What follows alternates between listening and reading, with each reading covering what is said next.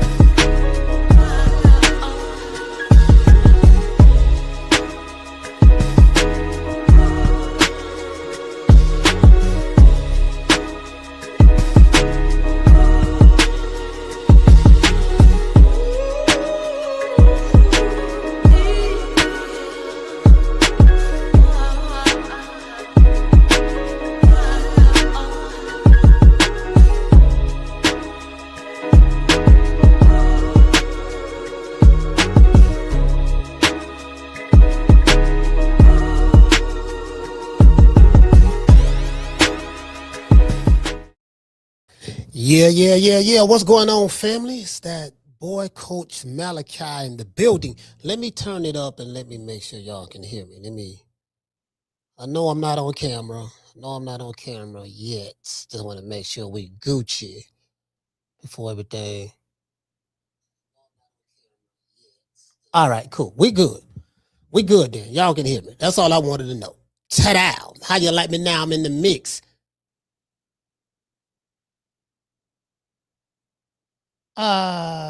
Okay, cool. All right, cool. No problem. Yeah, somebody just stream. They just sent me something. Doggone StreamYard said something. I'm using StreamYard again. I'm using two different. I go back and forth between StreamYard and another app I use. So, anyways, it is what it is, man. Let's get everybody. Once we get this thing on swole. I was sitting back listening to this interview.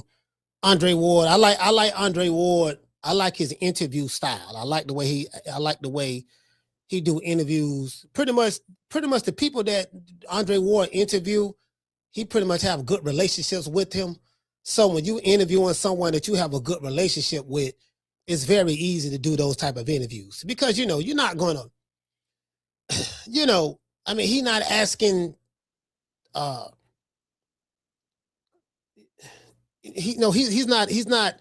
It's his interviewing style. Like he asks tough questions, but it's the way he asks them, and because of the relationship that he have with the interviewee, he's able to get certain answers out of certain questions. Do you get what I'm saying? So Brian Custer is really good at that. Brian Custer, I like Brian Custer. I like his interviewing style. The way Brian Custer do interviews, he kind of like a good, you got different interview styles. Like a great interviewer knows how to disarm the interviewee. Get them relaxed, get them calm. Well, see, a lot of stuff y'all don't know because y'all don't do interviews, but a lot of stuff y'all don't know. Like it's a whole lot go on in the background. You see what I'm saying? Whole lot going on. There's a whole lot going on in the background before you do these interviews sometimes. Yeah, y'all have no idea. You really don't. You know what I mean? Sometimes you can do an interview and you don't know who is around off camera. Do you get what I'm saying? You don't know. Hold on, I got something from high level. Somebody sent me an email. Able to check my business through. Y'all don't seen that one already, so let me hit that. What's that? She currently out of the office. Okay. All right, she currently out of the office. Okay, cool. I'm trying to get in contact with somebody in this. Never mind, just HR. But yeah, anyway, so I like the way Brian Custer interviewed. He's real funny. Like the way he, you get what I'm saying? and see, they come off kind of, oh, that's my guy. He's smooth. I got a good relationship with him. And when you're dealing with these athletes, especially fighters, I don't know about football players. I know about athletes and entertainers, rappers, because I used to interview a lot of rappers. Right when I was in Miami, I used to interview a lot of rappers at Coco's, at the Rolex, at the King of Diamonds, KOD, at Tootsie's, at Live, at all on South Beach, all on all throughout Broward County, at what's that and what's the horse track right there, right off of Miramar Parkway. Damn, what's that horse track right there on Miramar Parkway? I forgot what it was called. Damn.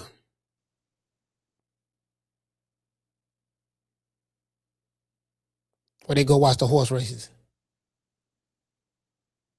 I forgot what it's called. It started with a G, I think.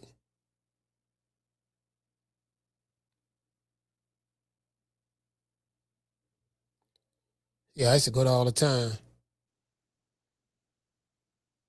Not the Anson Sports Complex. I forgot the damn. What's the name of the damn? Right there. You go straight down. You go straight down Miramar going east. Yeah, the Gulf Stream. Good looking out. Yeah, the Gulf Stream. Hey, good looking out. Dice. Hey, good looking out, Phil. The Gulf Stream. I used to bet the Gulf Stream a lot as well, right? Just all throughout there. Then I started interviewing drum and bass artists. And every year Miami have the biggest electronic music festival in the world. It's come there. I don't know if they still come there now, but I used to be out there when you have a lot of dubstep artists. That's a different music genre if you're not familiar with dubstep. A lot of dubstep artists, a lot of drum and bass artists, just electronic music scene.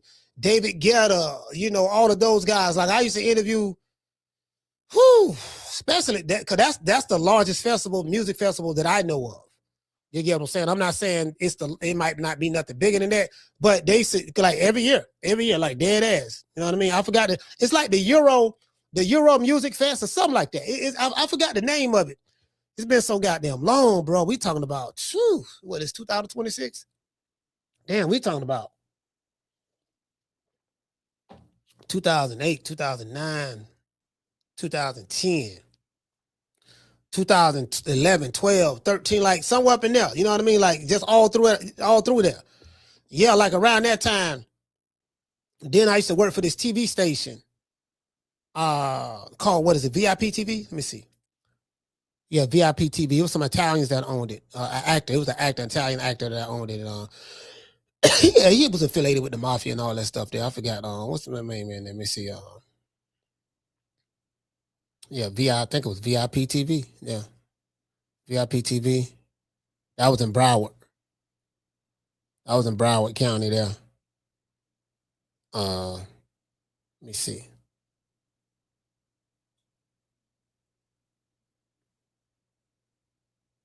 Yeah, it was definitely VIP TV. It was a family owned. I think the dude name was Joe. I forgot his last name. Joe something. He had this long ass Italian name. I forgot his name. But yeah, I used to work there too. So I did a lot of shit.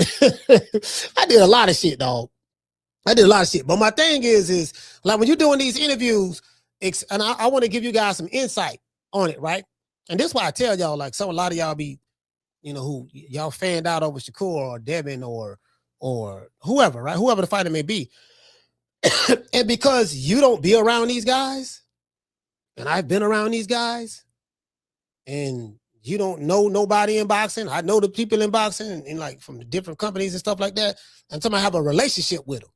I ain't talking about because I seen them on TV or I seen them at the fight and just, hey, how you doing? And just kept going and nothing, nah. It's a whole lot deeper than that. So I know what they like. I'm like, yeah, man, dude, I ain't gonna lie, dog. Well, you acting in the chat. If you ever did that shit around Shakur, that nigga will probably look at you like you weird and walk off and you'll be feeling shitty in the face. I've been riding you so hard, Shakur, online. And yeah, that nigga, like, you get what I'm saying? Just telling you. Same thing with Devin. Same thing with any other fighter. Bud too. You know what I mean? Yeah, you know what I mean? If you fanned out, because if no man wants another man to be fanned out over him. No man, like, again, bro, like, no man wants another man to be fanned out over him.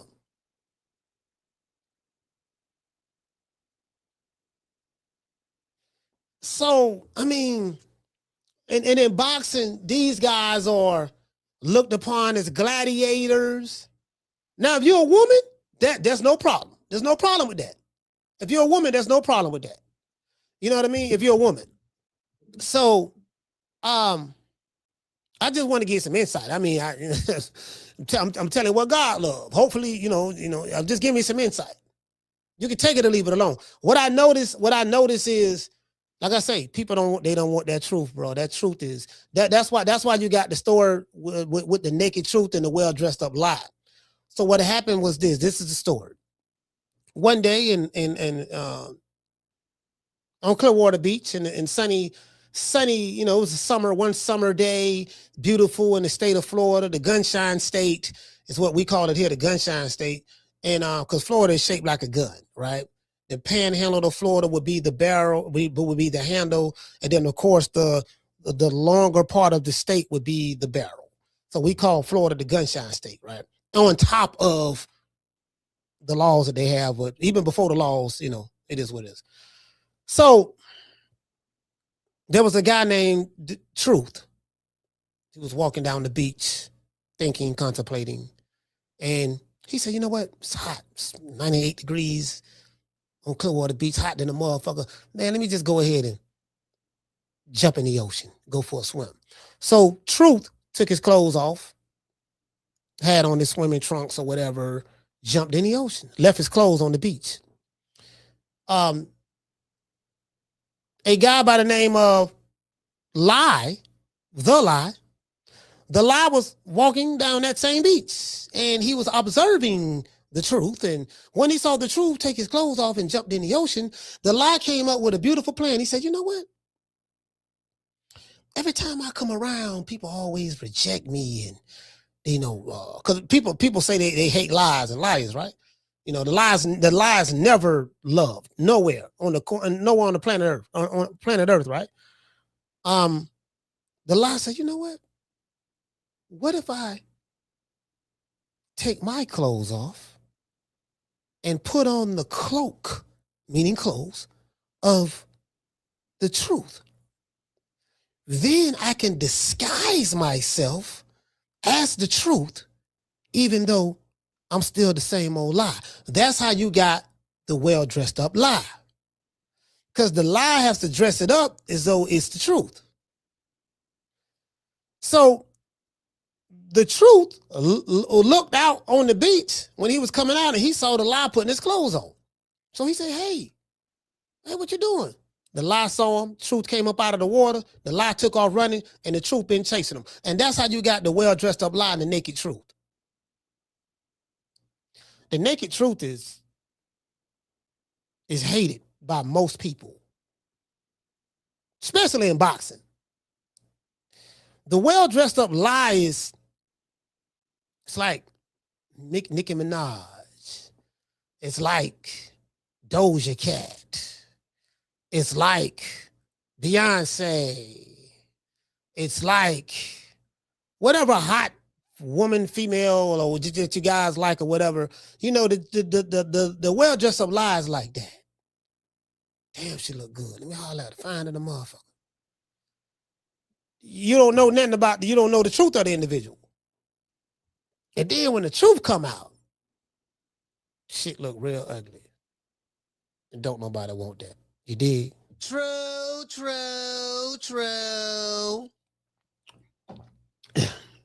Shout out to Jess. Jess, what's going on? What's going on, Jess? Carl said, I'm team fuck the other side. I was listening to this interview with Shakur Stevenson, between Shakur Stevenson and Andre Ward. Listen to this interview. And it was interesting. I didn't hear all of it. I probably heard like half of the interview because I'm not really into, it's certain people it's just certain if it's something that I'm interested in, I'm gonna check it out. It's certain, I love the way Andre Ward asks questions though. I love the way he asks questions. I do. I love the way he asks questions. He's one of my top interviewers. Him, Brian Custer,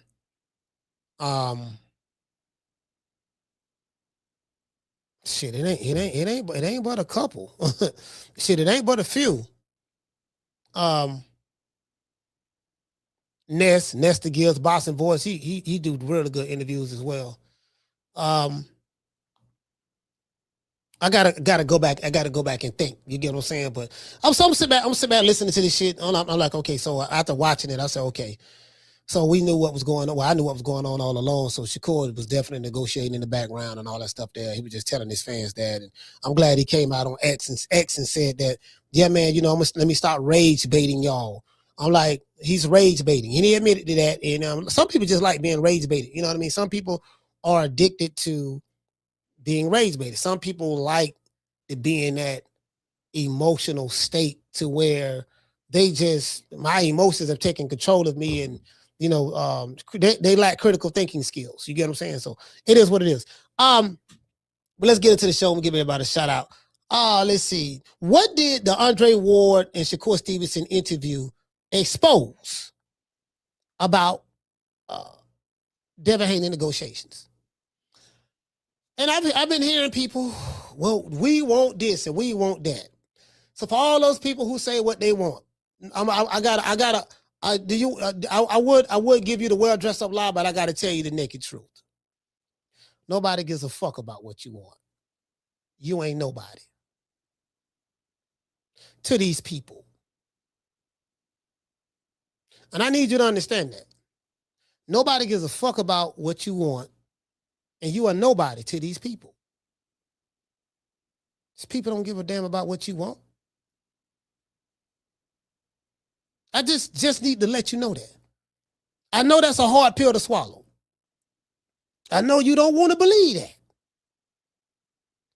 But I'm telling you, whether it's your favorite fighter, whether it's your favorite promotional company, whether it's your favorite promoter, whether it's your favorite manager, they don't give a fuck about what you think.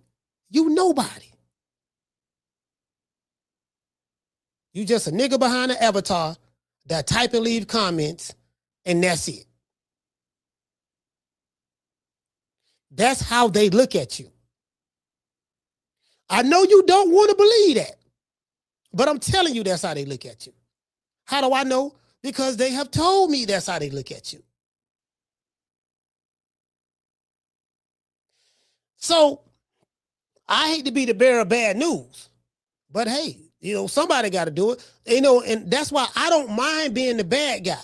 And the reason why I take the team fuck the other side approach is because if I cared about making friends, if I cared about offending people, if I cared about kissing a nigga ass, there's no way that I can take the positions that I take.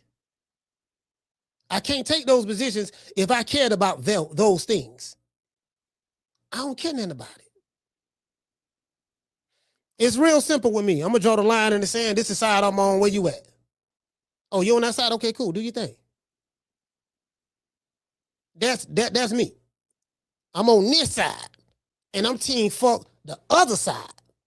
Whoever the other side may be, black, white, Hispanic, Asian, Jews, it don't matter. If you on that side, it's team fuck the other side. I'm just saying me. And I'm cool where I'm at. Because I don't need you. True. I don't need the other side. The other side don't pay these bills in this beautiful house that I live in. The other side don't didn't buy the trucks that's in the driveway. The other side didn't do that. So what I'm trying to tell y'all can't be too emotionally invested about the other side because the other side don't give a fuck about you. Take it or leave it alone. To this day. Now, let's get into my monologue. In a recent interview with Shakur Stevenson, Andre Ward got to the bottom about the ongoing negotiations with Devin Haney. Shakur came clean and acknowledged, he said that, listen, man, he was talking about the way he said that Devin Haney is a phenomenal fighter. He's a hell of a fighter, this and that, and he's a great fighter, He said he's a tremendous fighter, and, and he would like to fight Devin at 144. He reiterated that. Now, this interview was done probably a week ago or something of that sort, right? Somewhere around there. On social media, Shakur pretty much lied to his fans, and he told them that he doesn't have any knowledge or any idea about any fight negotiations with Devin Haney. But like always, somebody is lying. And I always say that. I say, well, you know what? I hear what you're saying, Bill. I hear what Shakur's saying. I hear what Mike Carpenter said. I heard what Eddie Hearn said. I say, you know what? Somebody lying. I could pull the video up when I said it. I said, well, somebody lying. I said, but one thing I do know, in time, we will find out who that is. We found out who that was. It was Cutie Pie. True. Shakur revealed that he's a pound for pound fighter, and that he doesn't do or have to do what Devin Haney tells him to do. So you know what? I'm not gonna lie. When I heard him say that, I was like, oh, you know what? Okay. I can kind of see that position where he coming from. Because you have a guy by the name of Devin Haney, and then you got Jay Prince. Shout out to Jay Prince. Shout out to Bill Haney, and they real close and all that stuff there. These guys talk to each other all the time. Like for real. Like I say, you can only believe half or a third of what you see online. And then I like what Shakur said. He said, look, real negotiations happen behind closed doors. They don't happen in chats. They don't happen on boxing podcasts. The negotiations don't happen on this podcast or the Boxing Boys or Boxing Gyms or Goodfella TV or Ring IQ or Jab Queen or any other boxing pod. It don't happen. It don't happen on here. It don't happen in chats. With this fan base saying one thing and that fan base saying something else. It don't happen like that. They don't happen on Twitter. This shit is just entertainment. The real shit happened behind closed doors. That's why I always say, look, man, I ain't gonna believe shit until we get an official announcement. Because what happens is, on social media, it's so much lies out there and so much half-truths. The promoters lie. They're not a reliable source. You say what the promoter said, the promoter's not a reliable source. Could they be lying too? So the people who are fans of certain fighters, they get mad, confused, and upset because they believe in all these lies, and they don't know the lie from the truth because you hearing so many lies, you don't know what the truth is. But you got a lot of those people, they want to be lied to because the lie confirms what they want to believe about a guy who they like or don't like. So it's like I say, it's confirmation bias. Confirmation bias is only accepting information that confirms what you want to believe or what you already been predisposed to believe about an individual or something or a situation or whatever. That's what confirmation bias is. So again, I got a GED, but I have a master's degree in common sense. Like I'm a really sharp guy, but GED, I'm basic is general education. That's it. That's it. Not the smartest, but so that's pretty much like okay, damn. How can I word this? You know what? No, I'll get back to that. I get back to that later. I don't want to get into that right now. As I said before, Shakur Stevenson revealed that he's a pound-for-pound fighter and he doesn't have to do what Devin Haney tells him to do. And I get that position because, according to the Ring Magazine, he's ranked number 3 pound-for-pound. He's higher on the pound-for-pound list than Devin Haney. So if I'm looking at it from Shakur Stevenson's position, him lying aside, I put that to the side for now.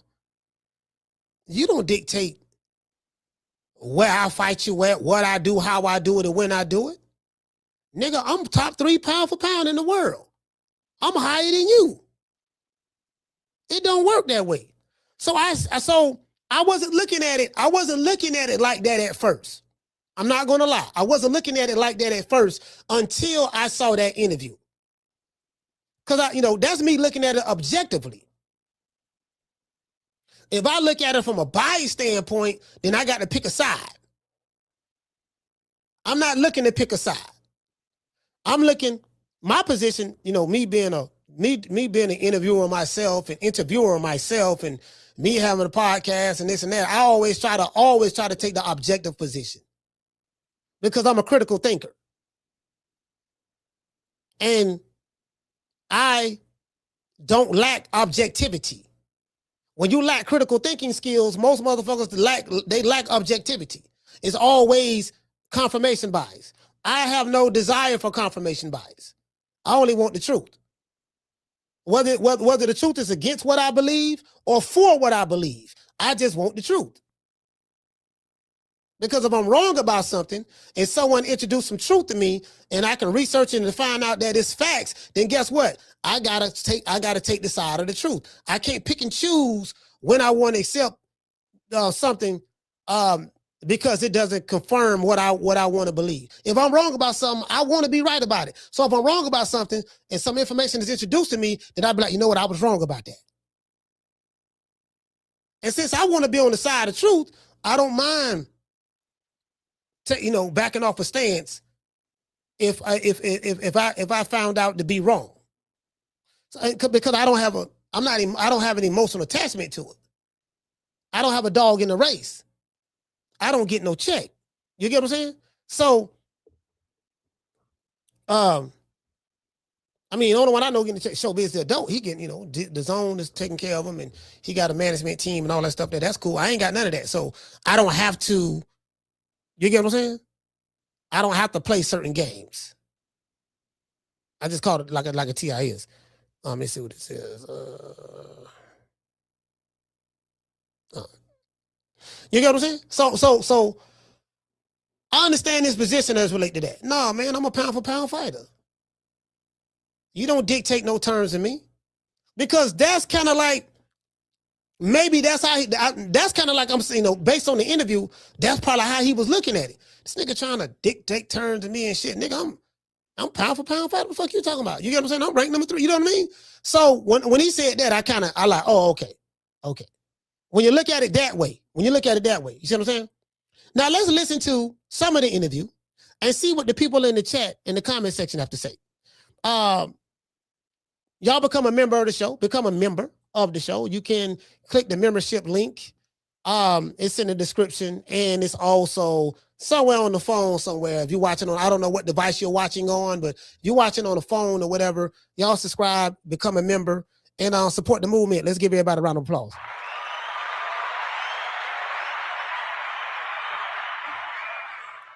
Yeah, man.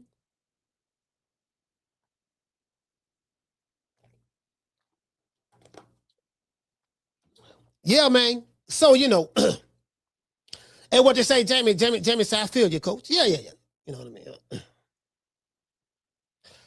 It is what it is. It is what it is. Like, like I said before, there is no beef between, this what y'all don't know. This is for the radical fan bases. All of these guys was in the amateurs together. I know a lot of y'all don't like Bill Haney, but Bill Haney used to look out for a lot of these fighters in the amateurs. Shakur Stevenson, he'll tell you if you be honest. A lot of these fighters, they talk about, yeah, man, Dev, he was having Louis Vuitton bags and stuff like that, and the amateurs and all that shit there. You know, that was, oh, you know, he's a silver spoon kid. They ain't come from the trenches and all that stuff there.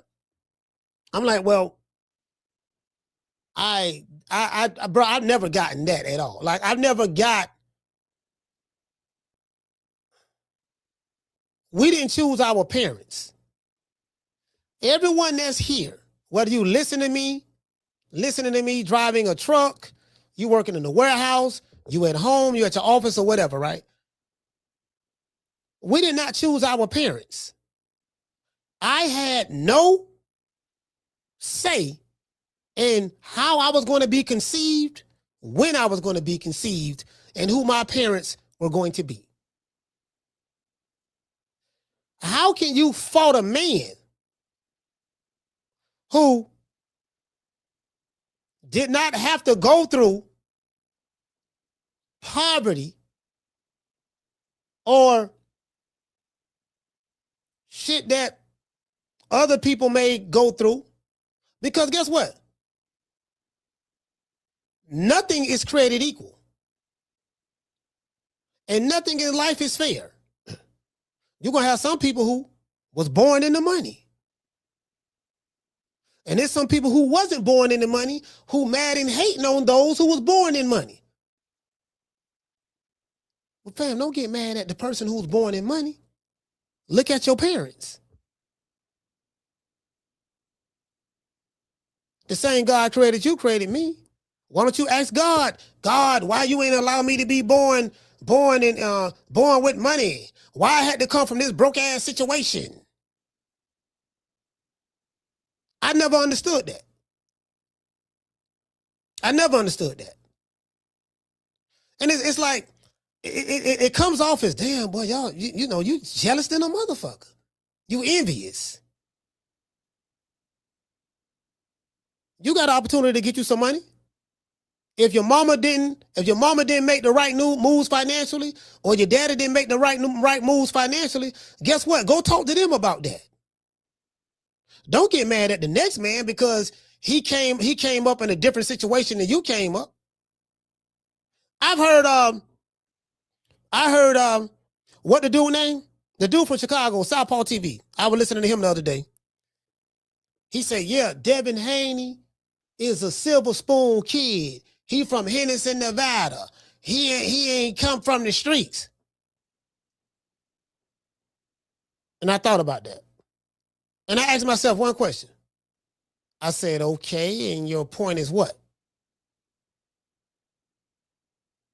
What's wrong with growing up in Henderson, Nevada?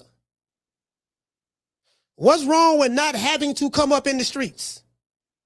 What's wrong with that? Like, it's the dumbest shit I've ever seen or heard in my life. You gonna shit on a man because he came up from a fortunate situations and a fortunate background. And another thing too, I want to say, whether it's Shakur Stevenson, who I don't give a fuck who the fighter is. Damn, I forgot, but I lost my train of thought. Damn, this was a good one too. Damn, I forgot my. You know what? I'm gonna remember. I just lost my train of thought, dog. Damn, it was a good one too. And okay, it was about the coming up, poverty, trenches, the trenches. Damn, I was talking about the trenches, and I was talking about like me. I came up from nothing.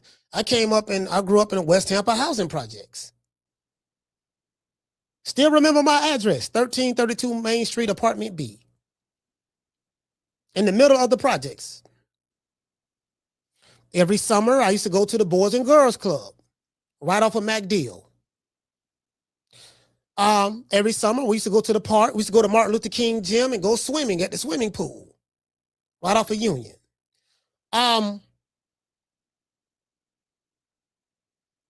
We used to go to the park.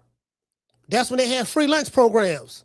Used to come through the hood, have free lunch programs, just go to the park. I used to go to my elementary school that I graduated from. They have free lunch programs at the park and stuff. I came up in the era to where your mom and daddy say, go outside and play. Come back before the street lights come on. I remember we used to have to go to the welfare office and get food stamps. I remember when the social worker used to come by our apartment in the projects, and they used to go through the house and check and see whether there are any clothes, any men's clothes in our apartment. Because in order to get welfare at that time, if the woman had a man that lived with her in the house, if your dad was in the house, they would kick the woman off of Section 8.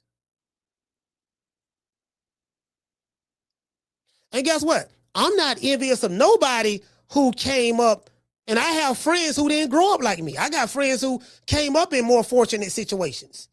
I ain't hating on them. I damn sure ain't mad at no fighter for coming up like that. That shit don't make no sense to me. True.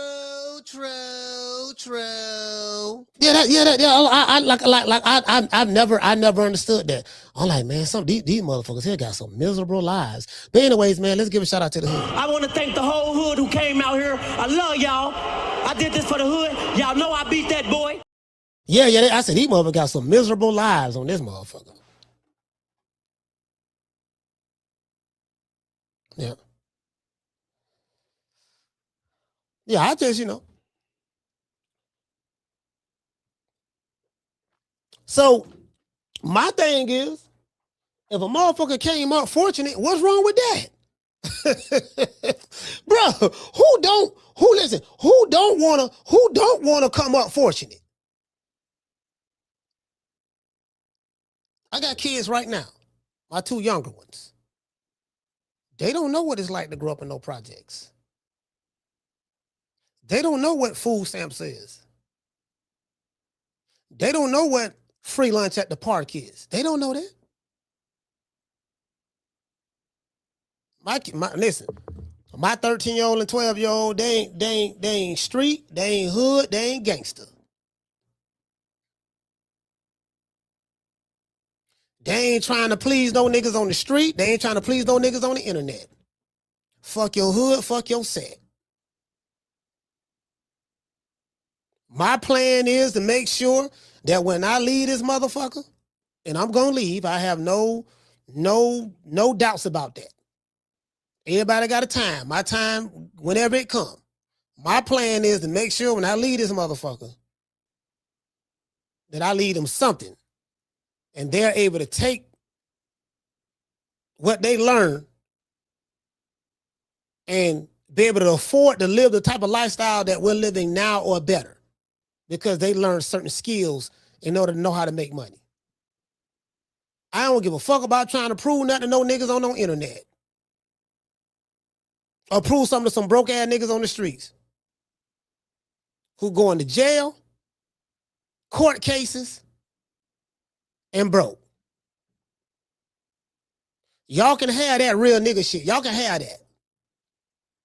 I don't see nothing wrong with growing up in Henderson, Nevada, growing up in any suburb around the world or in America. What's wrong with that? That sounds like a nigga who just mad because he haven't figured it out yet. True. It sounds like a nigga mad because he ain't figured it out yet, but he mad that you doing good. If your mammy didn't make sure that you was financially situated before you was born, that's between you and your mammy and your pappy and God. Talk to them three and figure it out. True. Shout out to Felicia. Felicia, what's going on, Felicia? Shout out to Weedy. Shout out to Brandon Sweet Like Candy. Yeah, we talk real shit over here. What you say? He said I call my kids two garage. He said two car garage gangsters. He said, hey, Hey, hey, hey, what you say? Hold on. Brandon say again, how can boxers talk like the streets when they weren't in the streets? They were in the gym training. Brandy, I'm glad you brought that up. Because that's the flip side to that. Oh, Brandy, I'm glad you brought that up. Let's talk about that. Let's elaborate on that a little bit. For you fighters who talk all this rah-rah, gangster shit, Brandy make a valid point. Some of you fighters, y'all was in the gyms all the time. Your dads made sure you was in the gyms. Whether you came up from poverty or not, you was in the gyms.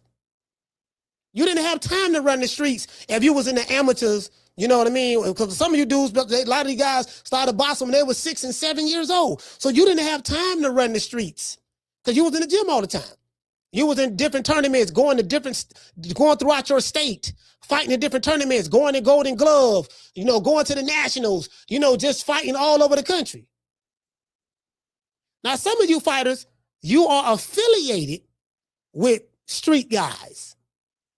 But just because you are affiliated with street guys, whether it be James Prince or any other guy that came from the streets, that doesn't make you street. You're a boxer. The boxing shit work in boxing. The boxing shit don't work on the street. The street don't play by boxer rules. Why not just be a boxer? Be happy with being a boxer. You ain't got to try to be no tough guy. Because the only thing you can be fighting on the street, you can be fighting bullets. Niggas ain't fighting you. Yeah, just because you a boxer don't make you a tough guy. You just, your what it is, your job description, or your, what is it called? Your career of choice is a boxer. That's your job. Just like a teacher, her job is to teach. A principal, his or her job is to be a principal in a school or whatever. A police officer, that's his job. A judge, that's his job. A promoter, that's his job. You ain't no fighter / part-time gangster. I will address the super chats. You ain't no fighter / part-time gangster. No, fam, your profession is a boxer. That's all.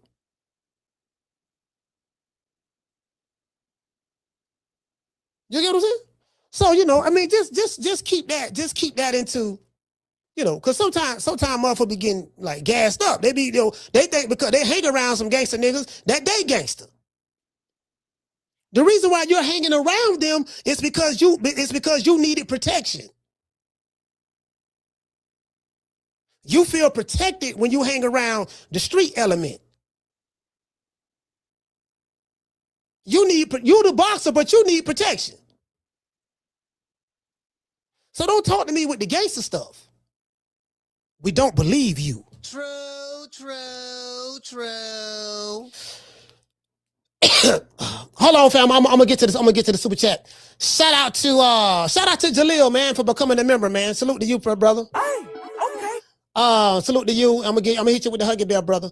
And shout out to Tariq White. Hey, okay. For dropping that quarter of a bam dub on your boy. Hey, Leroy. Super chat received. Playtime's over, boy. He said, Coach, you drop straight gems. We glorify struggle and criminal behavior, but mom raised to act like I want to go to college one day. He said, you said my bad. You said my mom raised, I guess your mom raised you to act like you want to go to college one day. Yeah. Yeah, the street shit, that shit ain't them, bro. Trust me. Down from the bar, there's a platform stage. People pimping, sharp as razor blades. That shit ain't. You get what I'm saying? That street shit so overrated. Because guess what? lot of you street niggas. Now, guess what? Online, you can tell the motherfuckers who ain't done no street shit because they be the most talking the shit on online in the chats. Yeah, nigga, yeah, Pooh Shiesty this, Pooh Shiesty that. Guess what? Pooh Shiesty finna get 1,000 motherfucking years. You don't want to be in his position right now. He a real nigga though. He a real nigga. Real nigga. Street code. Live by, die by. G code. But guess what? Them white folks got him. He ain't doing this to them white folks. He ain't doing that.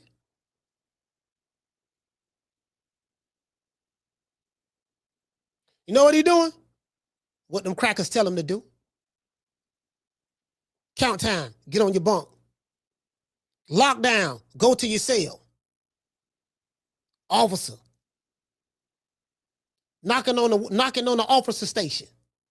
Hey, man, I need a roll of toilet paper, man. Hey, can I get some toothpaste and toothbrush?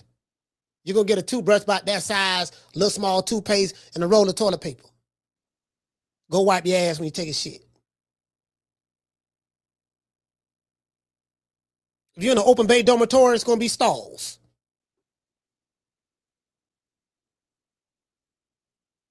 The back stall, someone might be using the bathroom, might be sleeping with a punk, might be hitting a punk, or he might be using the doggone a flick book.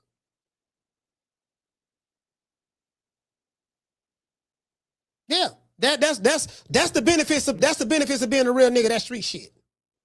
Ask your favorite rapper. So don't tell me nothing about the street shit, homie. I ain't give a fuck about that. I got a homeboy got 3 life sentences right now. That nigga, he ain't never getting out. I got 2 of them. Motherfucker been locked up since we was teenagers. 1, and the other one been locked up since I was 20 years old. No, 21 years old. 3 life sentences shooting 2 police officers, Tampa Police Department, to police officers. He ain't never getting out. 3 life sentences. Real nigga though. Real nigga.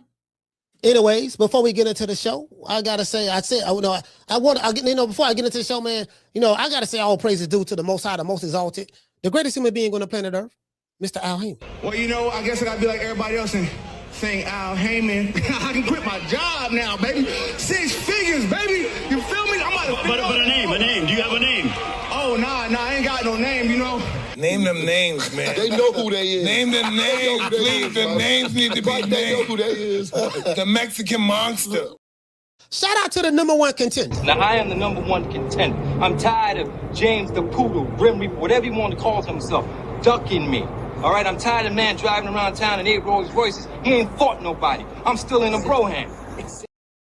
Shout out to Rocky Marciano. What about Rocky Marciano? Oh, there they go. Every time I start talking about boxing, a white man got to pull Rocky Marciano out their ass. That's the one. Rocky Marciano. Let me tell you something wonderful.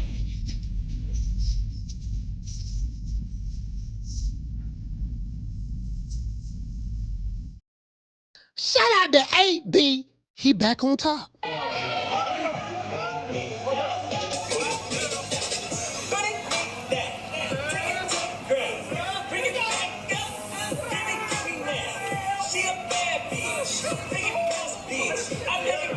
Turn around.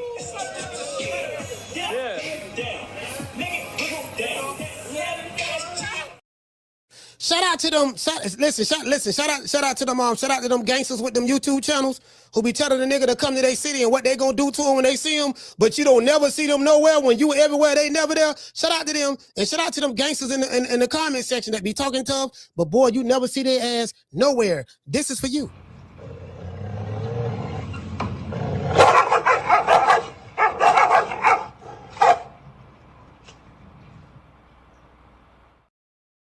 Yeah, man, hopefully when you see your favorite fighter, you get a chance to do this to him. After my God, I respected you. After my God.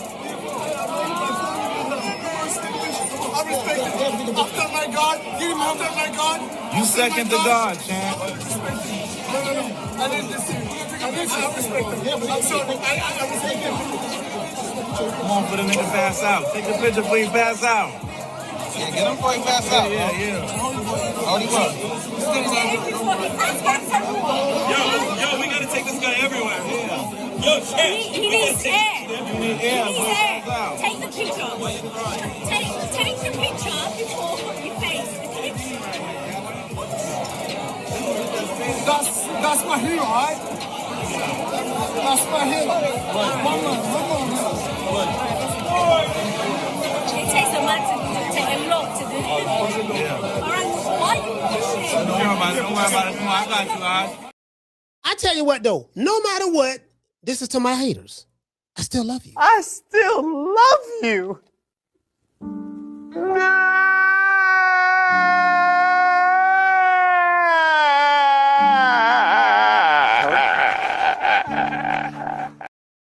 And we're going to get to the interview right after these messages. Shout out to the Tenderonis, the PYTs, the honey dips. Lord knows we love the honey dips and the snow bunnies. See your eyes shining, she's my snow bunny, please. In the winter light, so she's my sweet dust of cream. Tuck to my nose, this lover's got is so raw. Make you move, stepping out, from out of control. It's me against the light. Snow bunny, Moving on the bar. Everything's alright. Got that smooth soul feel. no, that's Dancing in the light. With my snow bunny love. Been party by the night. see your eyes shining, she's my snow bunny, please. In the winter light, so she's my sweet dust of cream. Tuck to my nose, this lover's got is so raw. Make you move, stepping out, from out of control.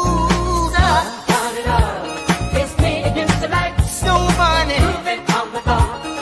Everything's alright. Got that smooth soul feel. no, that's Dancing in the light. With my snow bunny love. Been party by the night. see your eyes shining, she's my snow bunny, please. In the winter light, so she's my sweet dust of cream. Tuck to my nose, this lover's got is so raw. Make you move, stepping out, from out of control. Bunny love. It's me against the light. Snow bunny, Moving on the bar. Everything's alright. Got that smooth soul feel. no, that's Dancing in the light. With my snow bunny love. Been party by the night.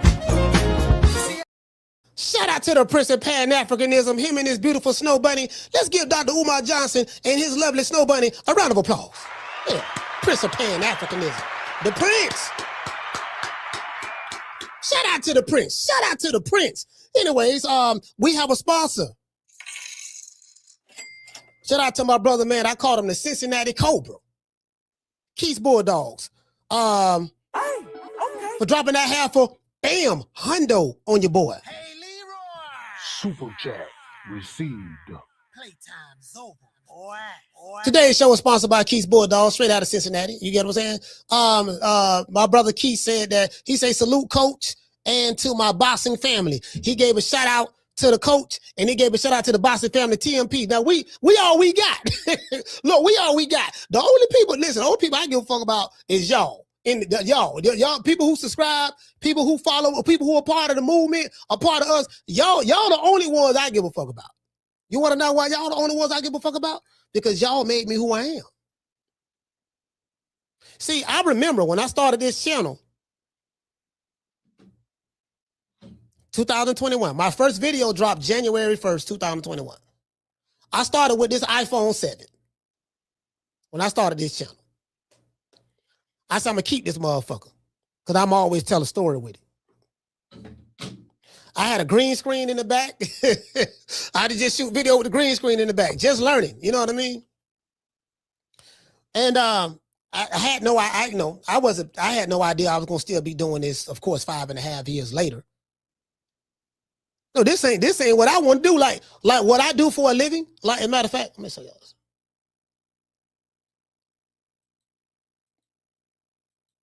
You know.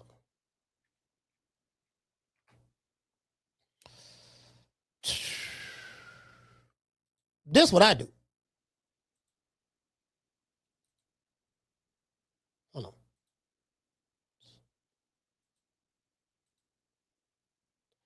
Right there. That's what I do right there. I create booking systems for med spas. Med spas are trying to keep their calendar full. I'm a high ticket seller. This is what I do. I create booking system for med spas. I'm a med spa booking expert. This is what I do.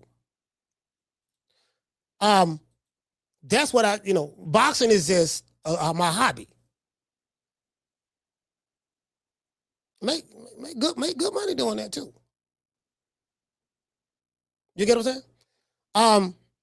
About all this, how to use all the different tools and stuff online. I know how to do all that shit. So I wasn't supposed to be here this long, to be honest with you. But what happened was, I think I had kind of like took off a little bit. I ended up getting monetized like 4 months after I started my channel, because you had to have 1,000 subscribers and you had to have 4,000 watch time hours. I reached that in like 4 months, something like that, 3 months. Then I ended up getting monetized like 4. You know what I mean? I hit 1,000 subscribers fast. So. Let me see what's up. Oh, matter of fact, my bad. Let me go ahead and close this right quick. I share that. Close that. Close that. You get what I'm saying? So, anyways, let's get ready to get into the show. Now,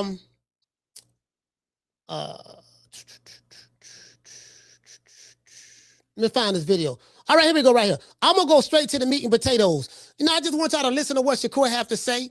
We're not listening to the entire thing. Shout out to Andre Ward. I met Andre Ward. He's a nice guy. Real nice guy. Very pretty much into his faith. He kind of like stayed to himself. He kind of like, he don't really let dudes get too close to him. Shakur Stevenson don't like dudes, other men getting too close to him like that. You get what I'm saying? That's why I be saying, like, some of y'all who be fanning out, I'm like, man, if you really got a chance to be around this dude, like, he'll make you feel like shit. Cause you're gonna be so excited. Yeah, Shakur, I've been banging on against Haney and Bill and all that there for you. I love you, Shakur, and all that stuff there. And Shakur gonna be looking at your ass like you crazy. You don't know that though. Cause you're on the outside looking in, seeing what you want to see. True. Shout out to A-Sound T. A-Sound T, what's going on, baby boy?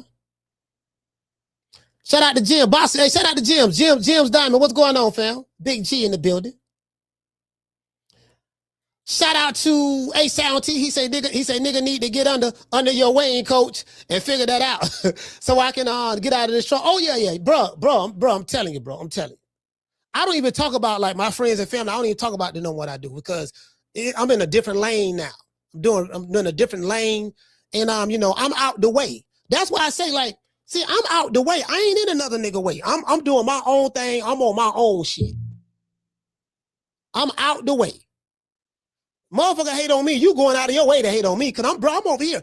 Listen, where I'm at, I'm on a highway and there's no traffic.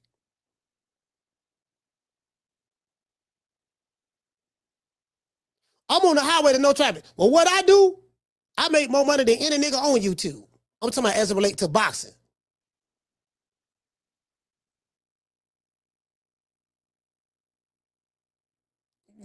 I'm just saying. I had to pay some state taxes yesterday and all the thing. Yesterday or the day before yesterday, whatever the case may be. I have a payroll. HR. I got all that shit. I know how to do all that shit. I have that. How I know? Because I got that shit set up for my business. Telling you. I'm telling you. See what I'm saying? True. Yeah, I'm telling you. Shit.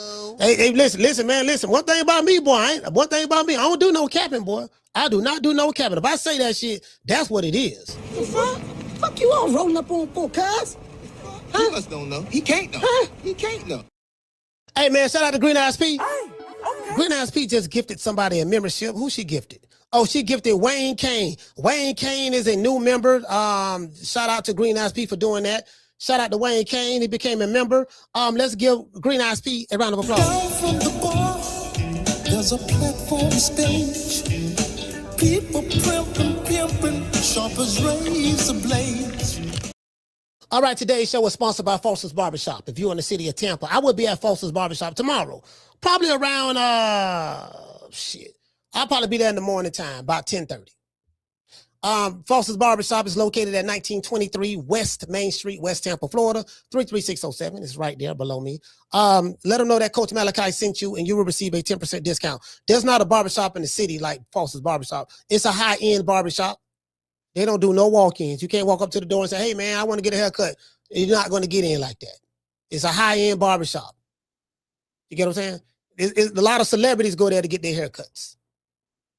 See what I'm saying? So I just want to let you know. You know what I mean?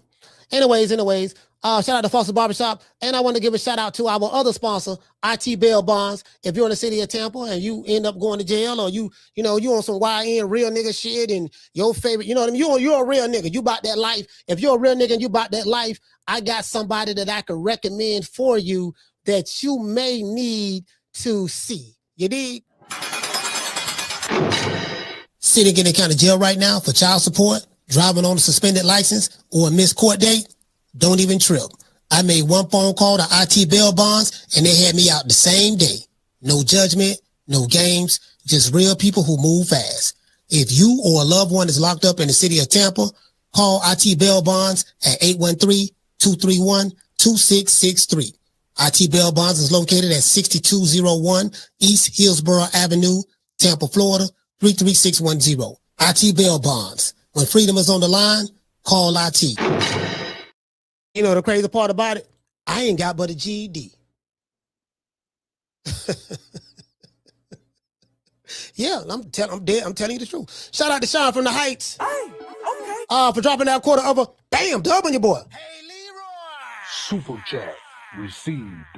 Playtime's over. Hey, Sean from the Heights he say salute to every goddamn body. Just salute, man. Matter of fact, man, Sean, man, I got you, baby boy. Guess what? Sean from the Heights. Let's hit him with the huggy, baby. Down from the bar, there's a platform stage. People pimping, sharp as razor blades. All right, this is All the Smoke Podcast, the Art of War, All the Smoke Podcast. Now, All the Smoke Podcast used to be Showtime. This was Showtime Boxing. I don't know if y'all know that. All the Smoke Podcast was Showtime Boxing. But I think Matt Barnes and Steven Jackson, two retired NBA players, they bought it when Paramount Global shut down Showtime Boxing, and at the end of 2023, I think All the Smoke Pod, they bought it. Because it's like they came out of nowhere. Like, damn, who the fuck this is? They had over 1 million subscribers and all that stuff there. And that was that they ended up buying Showtime Boxing YouTube channel. From what I've learned, from what I was told, anyways. But anyways, let's get into this. Let's see what Shakur is talking about. Let's see. Now I like the fact that they have this timestamp. Also, my sit-down interview with Bill Haney, that interview is dropping Sunday night. It's dropping Sunday night. And that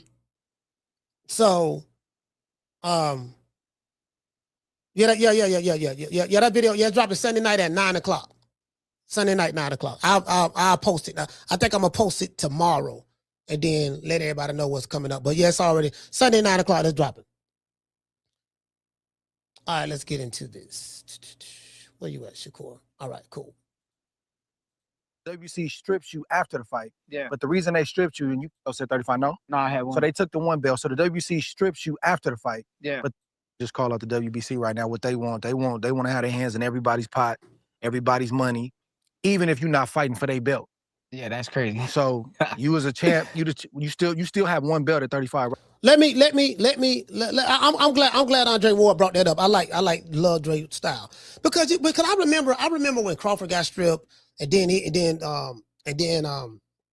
Crawford been stripped a couple of times. He got stripped the IBF, he got stripped the WBC from Mauricio, and then Shakur got stripped of the WBC belt, which I didn't understand why Shakur got stripped. Shakur went up to 140 to fight Teofimo Lopez. He beat him. He is now the lineal champ, the Ring Magazine champ, and he has the WBO title at 140. He is the supreme. He is looked upon as the guy at 140 because of the ring belt, right? And WBO, different sanctioned body, different weight class. And Mauricio Sulaiman got upset because he couldn't get any of the money from a fight that had nothing to do with the WBC that was in a different weight division, and he stripped Shakur Stevenson. And then you had, again, this is a very, very strange time that we're living in boxing. I've never seen boxing fans who was fans of sanctioning bodies. These fools in today's time, they are fans of sanctioning bodies and promotional companies. When I was coming up watching boxing, I didn't hear fans talking about something. Yeah, dog, I'm down with Don King Promotions. Even though all the black folks love Don King. Don King, one of my favorite promoters of all time right now. But we like Top Rank too. Why? Because Top Rank and Don King Promotions used to put on great fights together. We got big mega fights from their fighters coming together. And on their own, Top Rank put on some great fights from a historic standpoint. And Don King Promotions did too. But I never heard fans like a fighter or not like a fighter based on the promotion of the company he was signed to. But guess what? These niggas in today's time in American boxing, oh yeah, they game banging for their favorite promoter. True. Hey, Keith, I ain't never seen nothing like this before in my life. I don't like a certain fighter because he with the wrong promotion of company. I'm a side with the sanctioning body. I'm down with Mauricio Sulaiman. Since when did Mauricio Sulaiman have a fan base? When in the history of boxing that the president of a sanctioning body have a fan base? I ain't never seen no shit like this before in my life. Some of these niggas on boxing and American boxing are some of the most gang goofiest motherfuckers I ever seen in my life. Some of the content creators just gang goofy. And these niggas old, they in their 40s and 50s. They in their 30s. They ain't got no shame with it. Eat the meat down to the base and don't come up for air. True. Hey, Jamie, these motherfuckers passing out on the meat. They passing out on the meat. Nigga, breathe. Breathing is good for you. No, I can't breathe. I can't. No, I can't. I got the. Nah, come on, fam. Buck dancing, shining, cutting the jig, jigabooing for their favorite promoter. Oh, Miss Hillary. Oh, so good to see you, Miss Hillary. I love you, Miss Hillary. Welcome to TV1. Oh, Lord. I dance with Master. I dance with Master. I dance with Master. I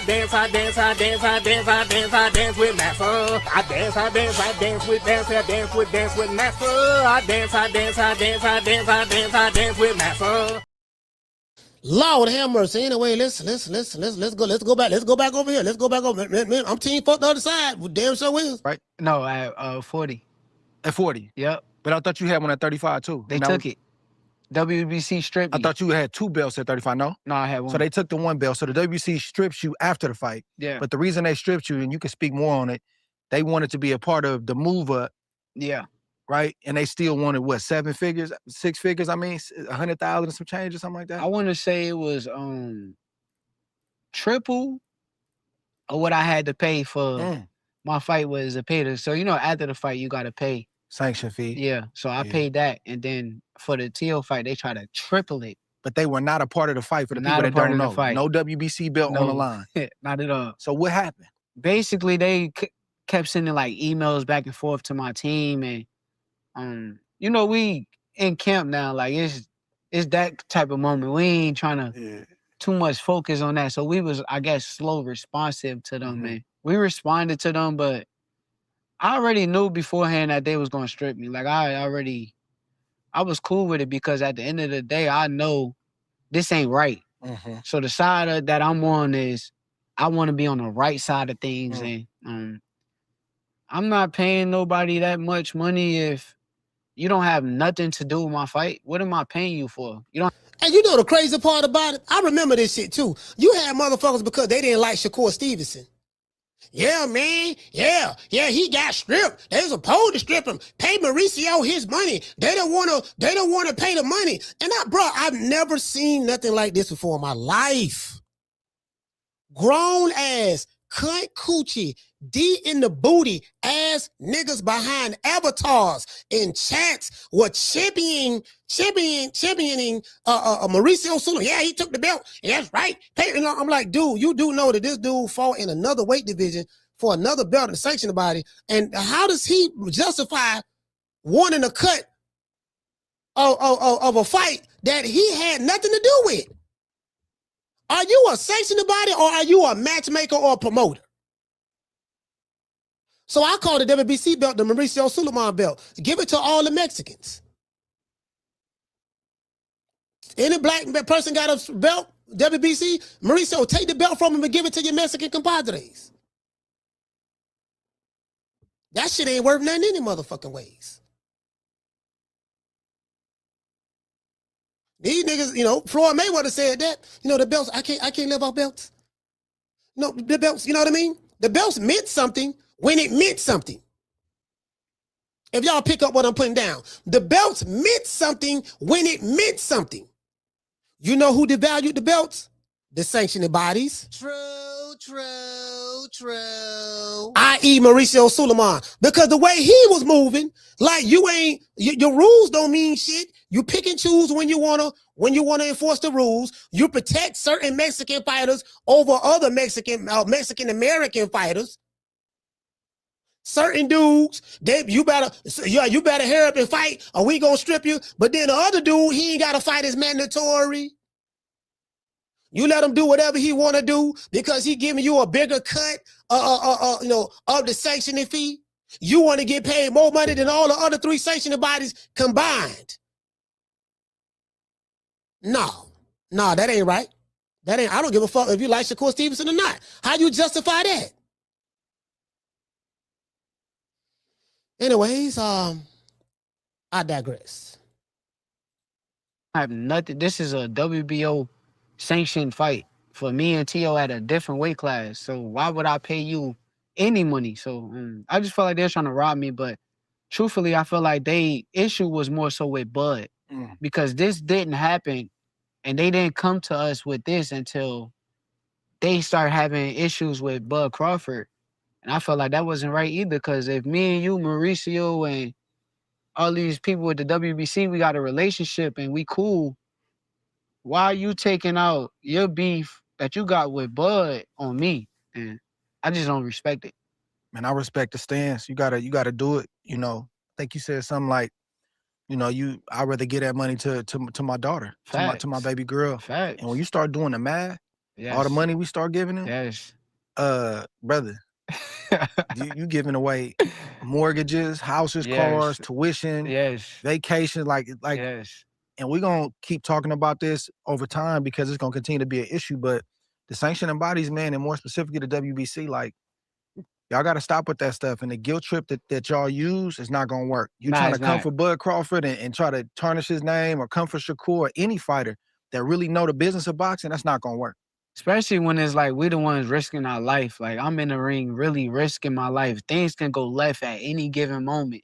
And if that's the case, y'all should respect what we do and have some type of decency when it come down to me holding my belt that I sat there, I worked hard for, I put in the training camp, and how can you just strip me like that? I don't respect that. Mauricio feels like the WBC made the fighter, and he doesn't understand that the fighter makes the WBC belt. Yeah, that's crazy. I wanted to fight for the WBC belt, not because it was nice and green or whatever. I wanted to fight for it because of the champions that had that belt. I saw Floyd have it. I saw Ali have it. I saw Sugar Ray Leonard have it. I said, I want that in my house. Yeah, that's the reason. So the sanctioning body does not make the fighter. Facts. And that's where the sanctioning body's dropping the ball at, especially the WBC. They think that we make you who you are. If you don't take your El Chapo working for ass back to Mexico with that bullshit, Mauricio Sulaiman, I never met you before. I seen you before, but I never met you before. But I would say, I'm gonna say this. The WBC as an organization and Mauricio Suleiman in particular, y'all some fuck niggas. Take that shitty ass belt and give it to all the Mexican fighters. Don't give a fuck. See how long that worked. If you look at the list of guys who put that belt on the map from a historical standpoint, you're going to find more that look like me than look like Mauricio Suleiman. Facts.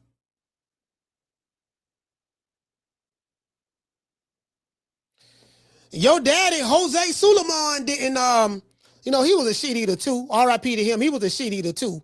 But like Mauricio, you really a shit eater. See, I can talk like this because I don't give a fuck. I'm not trying to fit in certain boxing circles. Fuck the circle. I made my own circle over here.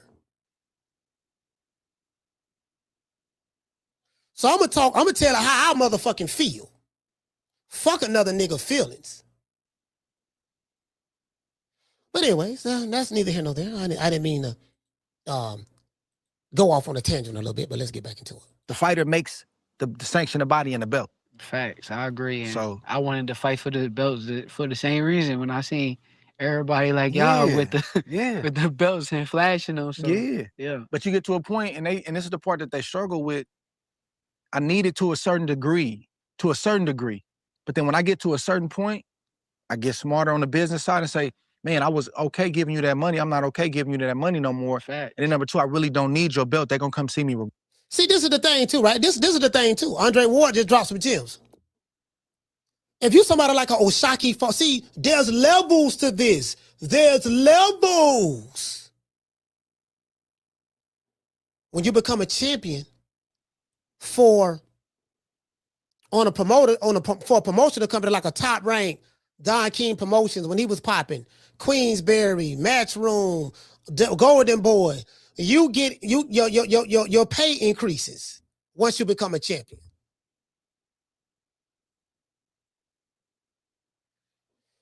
But the problem in today's time, the sanctioning bodies move more like a mafia organization.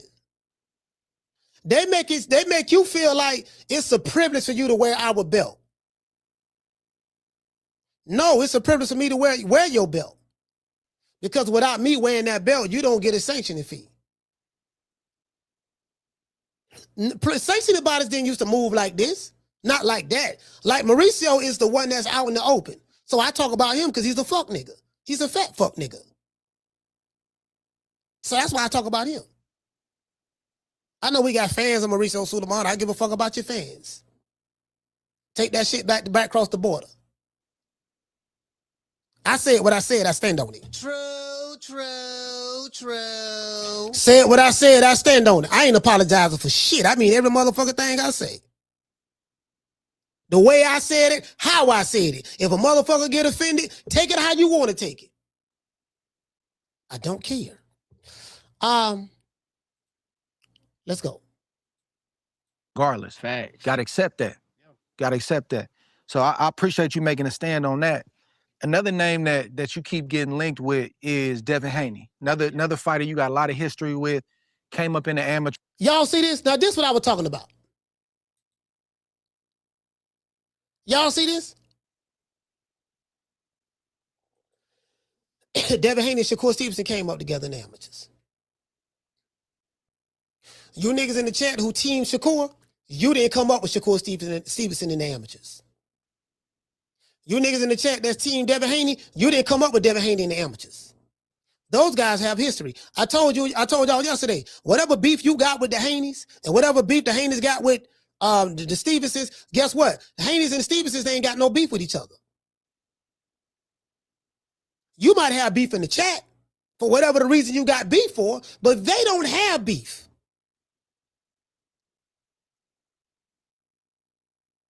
Y'all need to do some research on how these boys came up. How much do you know your favorite fighter in today's time? While you fanned out, them niggas talking to each other on the phone. While you fanned out, they negotiating deals in the background or whatever.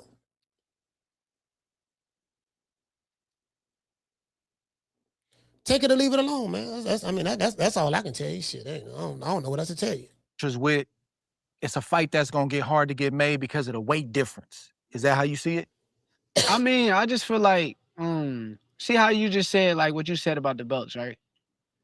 I agree. Like, I feel the same way about the belts. I appreciate them. Yeah. Also, the place for it. For everything that they did.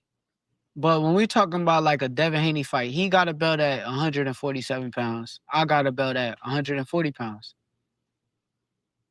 I'm willing to move around and meet at certain weights if the fight is that big and is that serious, and I'm down. Like, I'm all for making the biggest and best fights happen, but I'm not just about to just give you what you want. Like, who are you for me to, and no disrespect to Devin, like, Devin, you're a hell of a fighter, but who are you for me to just be like, oh, I'm going to give you exactly, I'm pound for pound one of the best fighters in the sport of boxing, bro. What I got to go to 147 for you for when me and you could meet in the middle? We could meet 144. That's what you're proposing. 44. Let's do it. What's the problem? I don't see the issue. You just... So he said, well, let's do it. What's the problem? So guess what? He's been entertaining it. What y'all don't know, they've been negotiating all this time.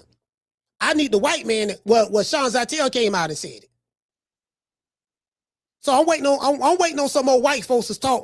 If you're black, I don't want to hear nothing. I don't care who it is. It could be Bill Haney, it could be Jay Prince, it could be Shakur Stevenson, it could be Devin Haney, it could be anybody that's black. If you black, we can't believe you. Not because that's what I believe, but we got to hear from the white man because he is more believable. So we need to hear something from the sand nigga, Turkey Al-Sheikh. We need to hear something from the good white folks, John Zytel, Mike Coppinger. What's any more good white folk reporters that y'all like so much? Let's see, can we find some of them? Let's see, can we Dana White? Let's see, can we get Zuffa? We need to hear something official. Because there's so many lies out there. And so much misinformation and so much misdirection. Everybody lying. Somebody's telling the truth, but it's so many lies out there that people can't decipher the truth from the lie. Because of what the fighter is saying. Man, I don't know nothing about that. Shit, that ain't none of that true. And then come to find out he was lying and he said, let me stop gaslighting y'all. Real business is done behind closed doors. That's what Shakur Stevenson said. I'm gonna pull his tweet up. It's gonna be a slow nigga that ain't gonna be able to understand what he's talking about because his emotions is involved. How you hate a nigga you don't even know? I mean, from a personal standpoint, this ain't nothing like this shit business.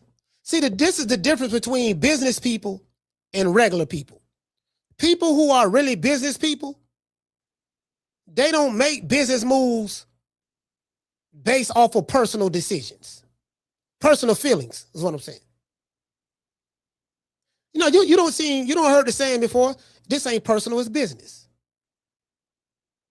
The average everyday motherfucker don't know nothing about business. They know about being a worker bee. You know what a worker bee is? Someone who has a job. But they don't know nothing about business. So your fighter, and if you've been over here a long time, I've been telling you, your fighter doesn't take the position that you take.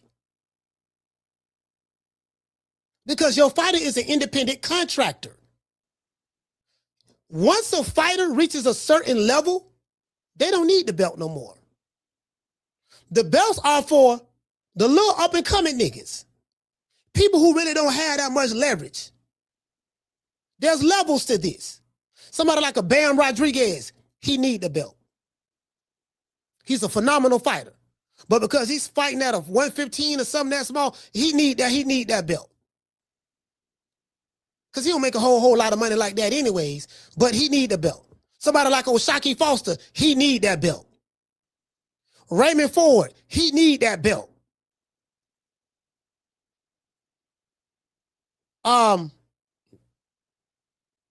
Lord, you know those type of fighters who have a established name and a brand already in the sport of boxing, they don't need the belt no more.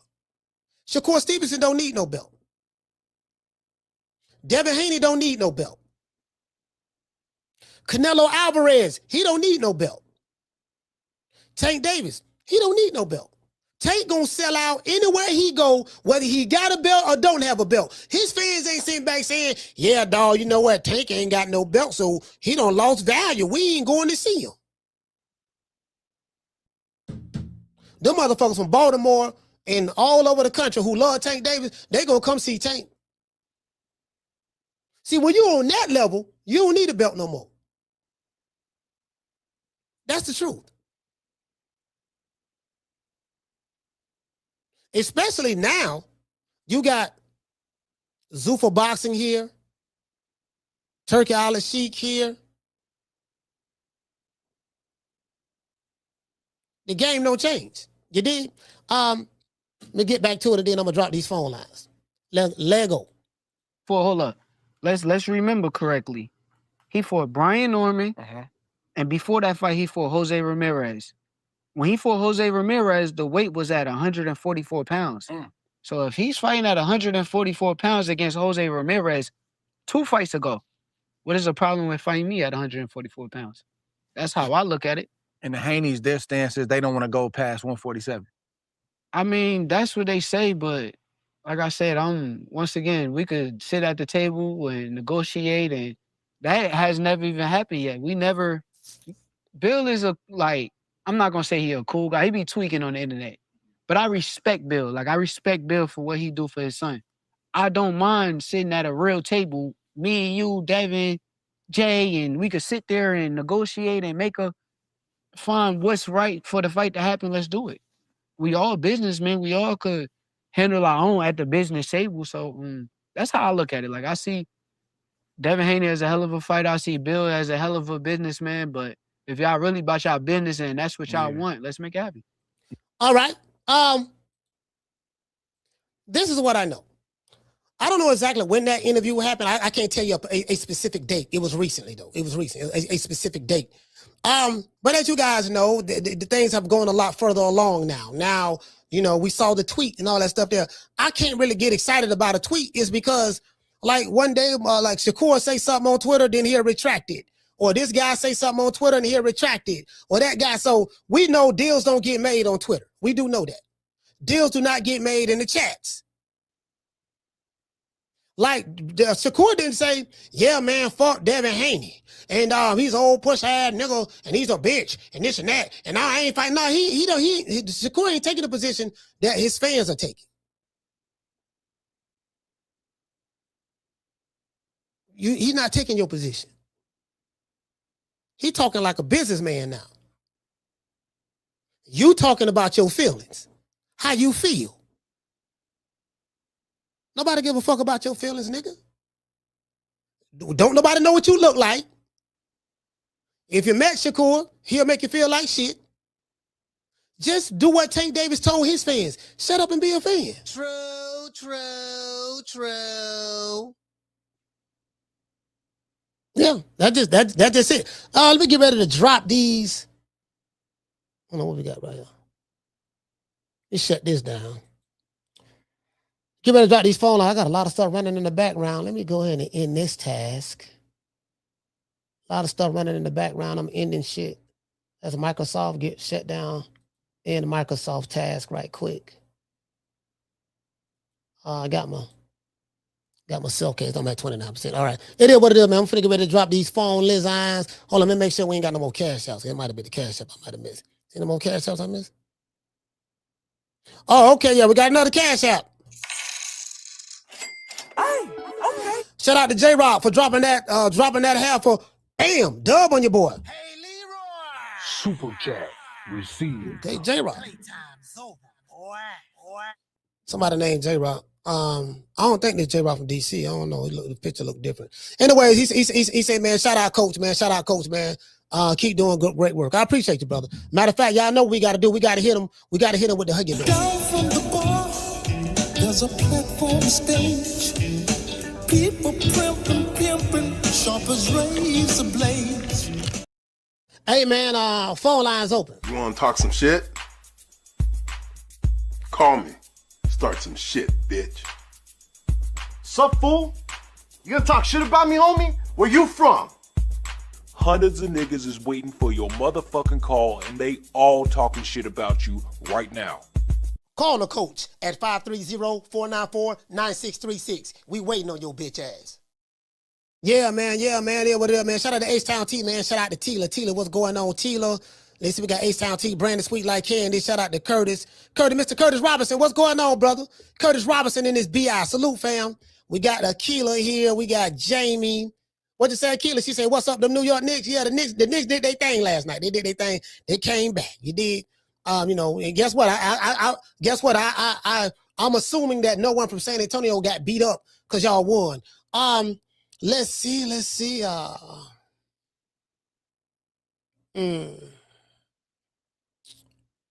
Shout out to Def Ramon. Salute, Def Ramon. Yeah, man, I kind of like, again, I love Andre Ward's interviewing style. Him and Andre, Andre Ward used to manage Shakur Stevenson. He was a co-manager along with Jay Prince. Then I think they kind of like severed ties. It was something that happened nothing bad happened. I think they severed ties, and Dre got compensated and all that stuff there. Shakur came out with the stamp of approval. Like when he came out at the Olympics, he had the stamp of approval from Floyd Mayweather. Bill Haney used to do a lot for that kid. Him, not only just Shakur, but a lot of other people. You know what I mean? These are the stories that y'all don't never hear about. You'll never hear about that. You know what I mean? There's a lot of people in the amateurs. Every time I hear these fighters talk about Devin Haney, they talk about when they was in the amateurs. They talk about how nice he used to dress. Bill used to pull up. And Rolls Royces and shit like that. Like, oh, he come from money. I never understood somebody getting mad at somebody for coming from money. You need to listen. You need to talk to your parents about why you was born in poverty. Your mama did the best she could. Your mom and dad did the best they could. Instead of sit back, oh man, he ain't this and he ain't that. Y'all sitting on talking about, well, the fight ain't this and ain't that. But so let me this why I body a motherfucker. When y'all talk about these fighters, whether it's Canelo, Terrence Crawford, Shakur, Devin, Usyk, Tank, whoever. See, this why I body a fanboy at. This why I body you at. Whether you like any of these fighters have a career, and they are on top of their game in their career. They have accomplished a lot in their career. I'm talking about the top guys who are the high earners, who some of y'all be arguing and debating about and shitting on and talking bad about, whether it's Crawford or whoever the case may be, or Haney, Devin, or Shakur, or whoever. It don't matter, right? Or Tank, or whoever, right? These guys are masters and have accomplished great things coming from nothing, and some came from better backgrounds than others. They are high achievers in their career. And I hear people talk shit on certain fighters like, oh man, that motherfucker ain't did that, he ain't fought this, he ain't did that. And we laugh and kiki and joke about it a lot. But this ball been taking the easy matches, fighting other balls. Some motherfucker do be cherry picking, strategically moving across the boxing chessboard, taking the less dangerous fights and fighting guys who they know they can beat. Some people do that. But I say all that to say this. Before I even think about shitting on somebody about their accomplishments in their career, the question I have for you is this. What have you accomplished in your career?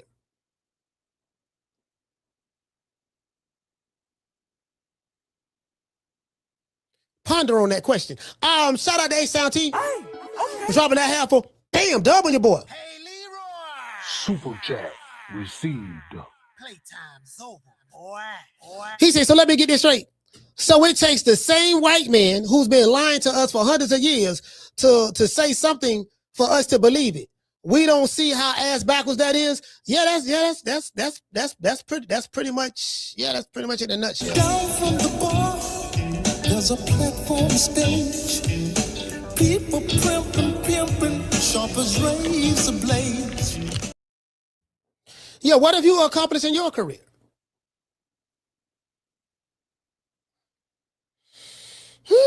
Lord have mercy, boy. That shit right there, boy. That's ooh. Anyway, let me go over here and see what we got.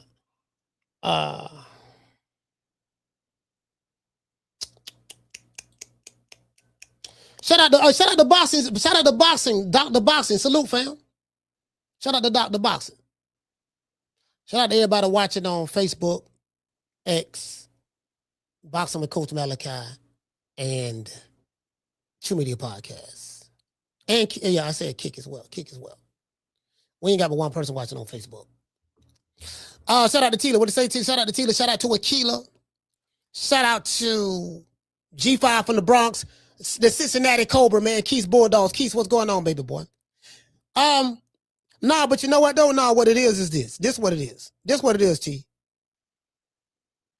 You know, to be fair, you can't really, but you know, like, you can't believe YouTube channel, whether it's my channel or anyone's channel, or even people in the media until something has been unless something has been like you know, confirmed by, there has to be an official announcement. Carla, hold on.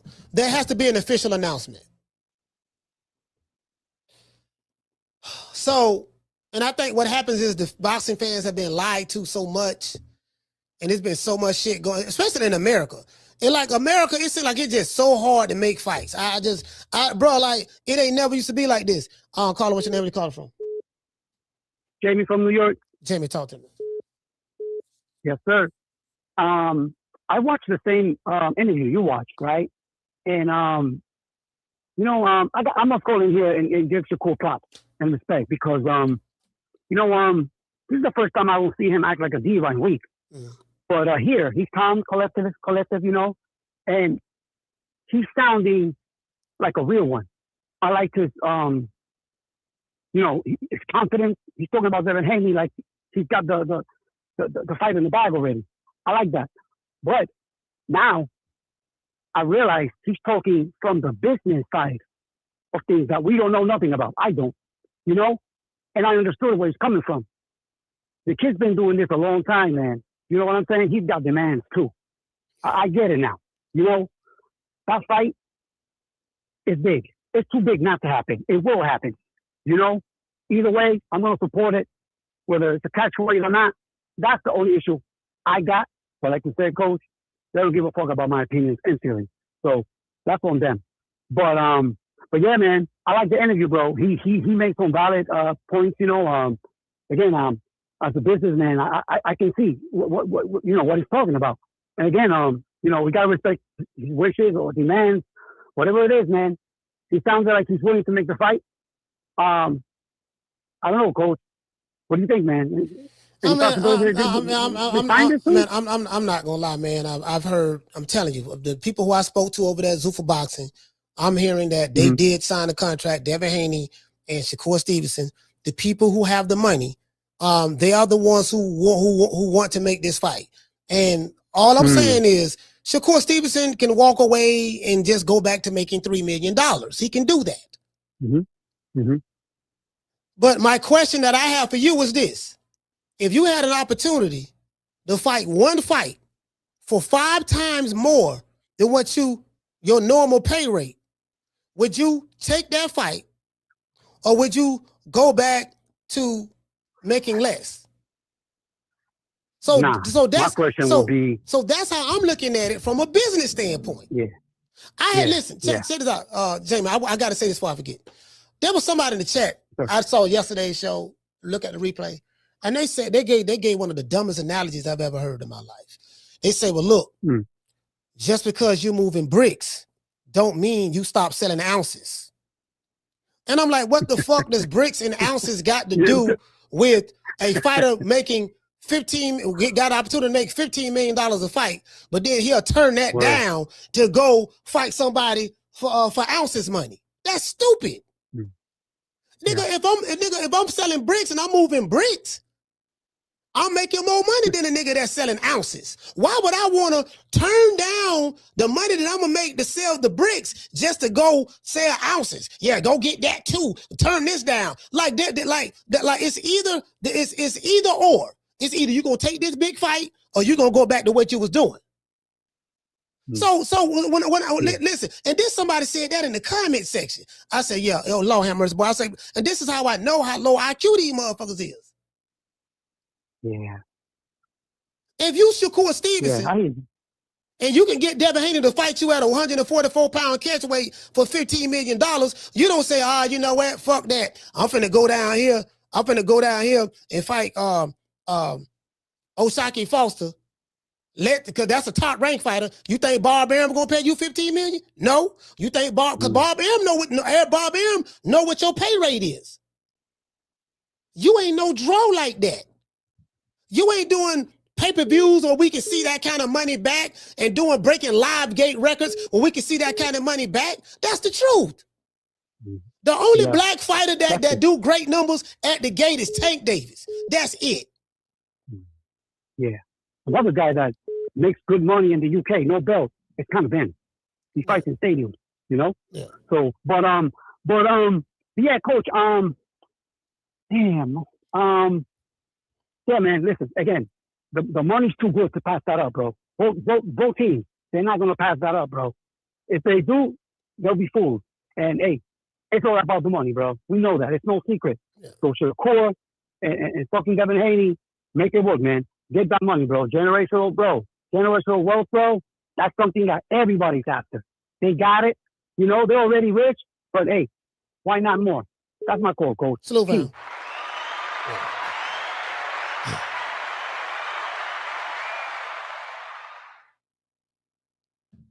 Caller, what's your name? Where you calling from? Cali, calling from ATL. Cali, you say Cali calling from ATL. Talk to me. So I've been watching this, man, you know, and I know Bill do what's best for his son. And I commend that. Because like you said before, there's a lot of fathers that ain't out there, that ain't looking out for their kids doing stuff. But at the same time, Shakur got to do what's best for him. You know, I've been kind of paying attention to this, and even with this Ward, that's an older interview. Yeah. And in that interview, he been said that when I get to 147, that's probably going to be my last stop. He came to Bill and Devin before, gave them a proposition, and said, if you come to 144, we can meet in the middle, and then we can fight. Jay Prince and Bill sat down. They did the interview. They played the interview where they said that Bill said, no, we only fighting in 147. We ain't coming down. And Shakur said, that's fine. I'm not coming all the way up. Either we can meet in the middle or that's it. And then they tried to play him and only give him that 25%. So even at that time, it was both. It was the money and the weight. Okay. You said 25%. Are you talking about at 135? Because it seems like you're mixing two things now. Now you went back to the 25% No. at 135. No, it was at the catchweight 144. The negotiation that him and Jay Prince, that Bill and Jay Prince sat down and did, the live interview. What was that on the $1 million? Yeah, that wasn't a live interview. But this what you're talking about. You're talking about the $1 Million With the Game podcast when Bill Haney was there and Wallow called Jay Prince, and I know that conversation very well. What you're talking about. So there was nothing. There was nothing about no 25%. That's not true. But go ahead. So the money wasn't with that one, but the catchweight was, right? Yeah. Brother, you don't know what you're talking about. Well, this was going on. So the 25%. That's when Devin was at 135, and he was undisputed. And that's was that. We passed that. This situation here is the reason why the Haneys want to fight Devin Haney or want to fight Shakur Stevenson is because the people at Zuffa Boxing, they have big money to make a fight to pay Shakur Stevenson and Devin Haney to fight each other. That's what's going on. And, so Zuffa. So you're right about that. Devin Haney was like, we ain't coming down. We staying at 147. Shakur said that, it got to be at 144. Right. But this same Shakur Stevenson said that I don't know nothing about no negotiation with the Haneys. I don't know nothing about. He denied all of it. Only to come to find out that they've been negotiating all along. So Jay Prince did say on the $1 Million Worth of Game podcast, he said, well, Shakur really a 135 pounder. He ain't that big, and he ain't coming to 147. He said the only way I can see we can make a fight if you meet us halfway, come to 144. So the Haneys was on their position, just like you said, and Shakur, Jay Prince was holding his position. Now, Haney says on Twitter that, if I come down to 144, we got to fight. Shakur Stevenson said yes. And when I saw this interview with Shakur, and this interview ain't that old. It's not like it's a month or two old. Like this interview been like it's a few weeks old. Not that old. Yeah, it's a few weeks old. But in this interview, what I got his position because Shakur Stevenson is a pound for pound fighter, bro. He's the top three. He's number 3 on the pound for pound list. And why should he have to pretty much give in to what Devin Haney wants when he look, I'll fight you, but I ain't got to fight you at the weight you want. Fight me at 144 if you really want this money and make that fight. So I'm looking at it from his perspective, objectively. I'm like, you know what? I can see that. That's fair. I can see that. And that's all I was saying. This is my first time ever calling into a podcast or anything, man. Yes, sir. But it was just aggravating me so much that people wasn't seeing it from both points of view. Bill is doing what's best for Devin, and Shakur doing what's best for him. And that's what it boiled down to. Like you said, he ain't gonna let Bill and them force him into doing something that he don't feel comfortable with. Yeah. You know what I'm saying? So I think that's fair. I think that's fair. They both good boxers, and you know what I'm saying, they both doing what's best for them. But at the end of the day, at this point, the only reason that Bill was pressing him is because they wanted that money from that deal. That's the only reason that they came and started pressing him so much, because they could have been there and said, we'll do 144. Yeah. Because it wasn't convenient for you before. And what's wrong with that? What's wrong with pressing the fight because you want to get the money from the deal? It's nothing. Yeah. No, it's nothing wrong with that, but you muddying the waters, making it seem like Shakur didn't want to do this and he didn't want. That wasn't what it was. It was that he felt like I wasn't going to be forced into a situation that wasn't going to be beneficial to both of them. That's all I was saying. Okay. All right. Well, listen, salute, fam. Hey, man, shout out to Cali, man. I appreciate you. Yes, I appreciate you too, brother. Thank you for calling the show, Cali, man. Coach. ATL, salute. You're doing good work. Yes, sir. Good work. Yeah, I can't never fault a man. I'm not saying that's what Cali was saying. I was just trying to make sure. But I never fault a man for trying to get more money out of a situation. Cause I didn't think about it that way. I didn't think about it that way. Cause if you're a Haney fan, you feel like, oh, the nigga scared. He don't want to come to 147, but he said he'll go to 154 to fight Conor Ben. Yeah, he said that. Fighters lie all the time. That's why you really can't listen to what no fighter says. You got to listen to what the people who tell the fighters what to do. You got to listen to the people who control the fighters. You know who control the fighters? Turk Al-Sheikh, Bob Arum,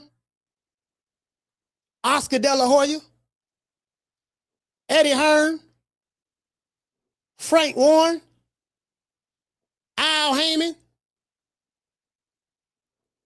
boxing managers. Now, this is the thing about the boxing managers. If a fighter has a manager, the manager works for the fighter. The fighter don't work for the manager. I don't know if y'all know that. If a fighter has a manager, the fighter don't work for the manager work for the fighter. Because I hear people say, well, yeah, Jay Prince made this move with Keyshawn, moved him up to welterweight, and Keyshawn ain't know nothing about that. His manager didn't tell him. And I'm like, fam, are you really that silly to believe some dumbass shit like that? The manager works for the fighter. There's nothing that will go on in a boxer's career unless the manager's doing something nefarious, because that do happen. But as it relates to moving up in weight, Because the fighters say, well, look, I ain't ready to, just like Jay Prince say, well, yeah, man, Shakur, man, he ain't no 147 pounder. He really a 135 pounder.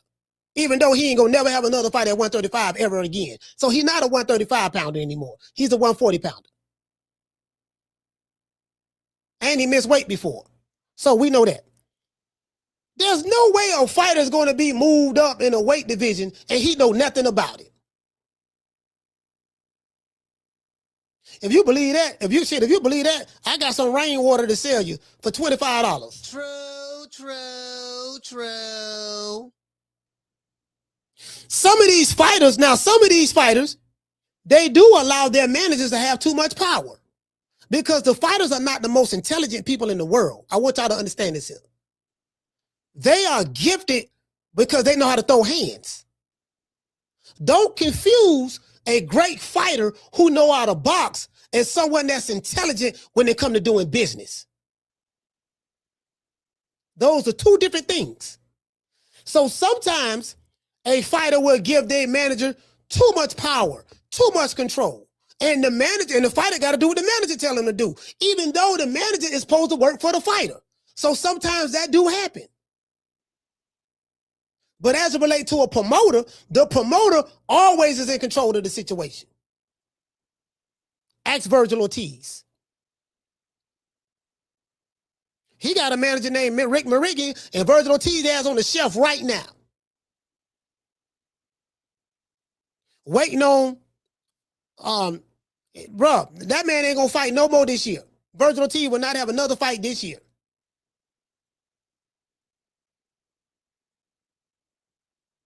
So his primary income comes from boxing. If he ain't got no fight, he tied up in court. He got to do something. He got to do something in order to continue to have more money coming in. Because his ass on the shelf. And guess what? The bills don't stop because you got beef with your promoter and y'all held up in arbitration. The light bill don't say, well, you know what, dog? Check this out, Virgil. Listen, baby boy, I know boxing is your primary source of income, but since you going through things with your promoter, don't worry about it. The mortgage you got to pay, the car notes, the light bill, the water bill, you got kids, your daycare, all that there. Don't even worry about that, baby boy. We're going to put all that on hold until you get this situated. No, boxing is his primary source of income. His promoter got him held up. He sued his promoter. His promoter countersuing, and now he's stuck like Chuck. He tried to get out of the contract that he willfully signed. Don't work that way. So when you have a fighter that comes along like a Bernard Hopkins, who say, you know what? I don't have my issues with Don King. I ain't fucking with that no more. B-Hop took his career in his own hands. He did it his way. He managed himself. He negotiated his own contracts with his attorney. And whatever he didn't understand, his attorney was right there with him. Y'all go back and study Bernard Hopkins. Oh, he was in this day and time, a whole lot of fans went like him because a lot of y'all fans today, y'all are fans of promotional companies, y'all are fans of sanctioning bodies. Y'all ain't give nobody like Bernard Hopkins couldn't even fit in this era. Not the fan base online. And guess what? B-Hop did it his way, and eventually he ended up getting all of the big name fighters. He got Oscar, he got Tito, he got all of the top name fighters. He outlasted them. Same thing with Marvelous Marvin Hagler. Hagler did not get a shot at the middleweight title, the undisputed middleweight title, until his 50th professional fight. And guess how he got it? He had to get with his people. They had to get with Tip O'Neill from Congress. I think he was a senator or he was a part of the House of Representatives in the Washington, D.C. That's how he got a shot at the title. Because he sent the letter threatening all of the promoters. Look here, man, y'all don't want to work with this guy, whatever. Yeah, we gonna start doing A, B, C, and D. And then that's when he started working with Bob Arum. Some fighters, it ain't everybody ain't credit equal, bro. Life ain't fair. Some fighters gotta get it the hard way. Some fighters get it the easy way. Some fighters, they just beloved by the machine. Oscar De La Hoya was a fighter. He was beloved by the machine of boxing. Sugar Ray Leonard, he was beloved. He was beloved by the machine of boxing. Corporate sponsorships, Hollywood, commercial endorsements. He was just that guy. Nigga like Hagler had to get it like from the mud. Didn't nobody do him no favors. He literally had to punch his way through this motherfucker. Because he wasn't the darling of the sport. Some motherfuckers have become the darlings. In this day and age in American boxing, I don't know who would be the darling of the sport. Maybe Canelo in America. I guess for black boxing fans, I don't know. Maybe Tank Davis would be the darling. The hood love Tank. Yeah, some people, and see, this is why I like O'Shaquie Fulton so much. Because I'm like, man, Shock really came from nothing. Not saying that if he didn't come from nothing, that would devalue him. But it's just, if you come from similar circumstances, you could connect more with the guy who come from your background. But that don't mean the guy who didn't come from your background is not a great fighter, not a hell of a fighter. But you can't chastise the guy who father or mother made the right moves with them. You got to play the cards that's dealt to you. Me, I'm playing the cards that's dealt to me. Nobody owes me anything. Ain't nobody gonna give me nothing. I understand that. I gotta go get it. The way I look at it, God created this universe. Matter of fact, did I get the super chat? Let's see. Shout out to official PG Got Beats for dropping that. Bam, dub on your boy. Super chat received. Playtime's over, boy. PG Got Beats, man. Salute to you, brother. Hey, listen, we gotta hit you with the Huggy Beat. Down from the bar, there's a platform stage. People pimping, sharp as razor blades. Yeah, so my thing is like I said before, fam, like life is not created equal. When the universe is created, when I don't know, whatever deity you believe in, something or someone, some being that's higher than us created all of this. And everybody ain't human beings. You have ants, you have different kind of insects, you have different kind of species on the planet. You have the sun that's out in this particular galaxy that we are in, within the realms of the universe. I don't know how many galaxies that there are in the universe. It's nothing but darkness. But everything was created. The sun does what it was supposed to do. And you have a bunch of suns around space. They're called stars, right? And it does what it's supposed to do. The sun gonna shine every motherfucking day. Shining, dog. I'm shining. Bright than a motherfucker. My light is so powerful that I'm able to hold any planet that's within my sphere. Wherever my light reaches, I'm able to keep them positioned properly in space and have them rotating. Spinning on their axis while rotating around me. Gravitational pull. When I walk outside, it's bright outside right now. It's like 90 degrees here right now. It's bright outside. When the reason why I don't take the position to be jealous of a motherfucker or hate on another motherfucker because of material possessions or because how successful they are in life, guess what? When the sun shines, it just don't shine on them. It shine on me too. If you focus on the light that's shining on you, you won't have time to hate on another nigga or for the light that's shining on him. The same God that created you created him. The same light that's shining on him that's shining on you. You don't like the light. You can't even recognize the light that's shining on you because you too busy looking at, you so ungrateful, you too busy looking at the light shining on somebody else. But that's another story for another day. But I agree with Shakur Stevenson. Now listen to it. I agree with him as it relates to, you know what, I'm a pound for pound fighter. You don't tell me that, hey, look, yeah, we want to make this fight for big money, but you're going to fight me at the weight I want you to fight me at. Because Devin Haney is one half of the equation. Shakur Stevenson is the second half of the equation. And the only way the two halves can get the money, the two halves have to come together to become one. There has to be an agreement on one solid thing. Has to be an agreement.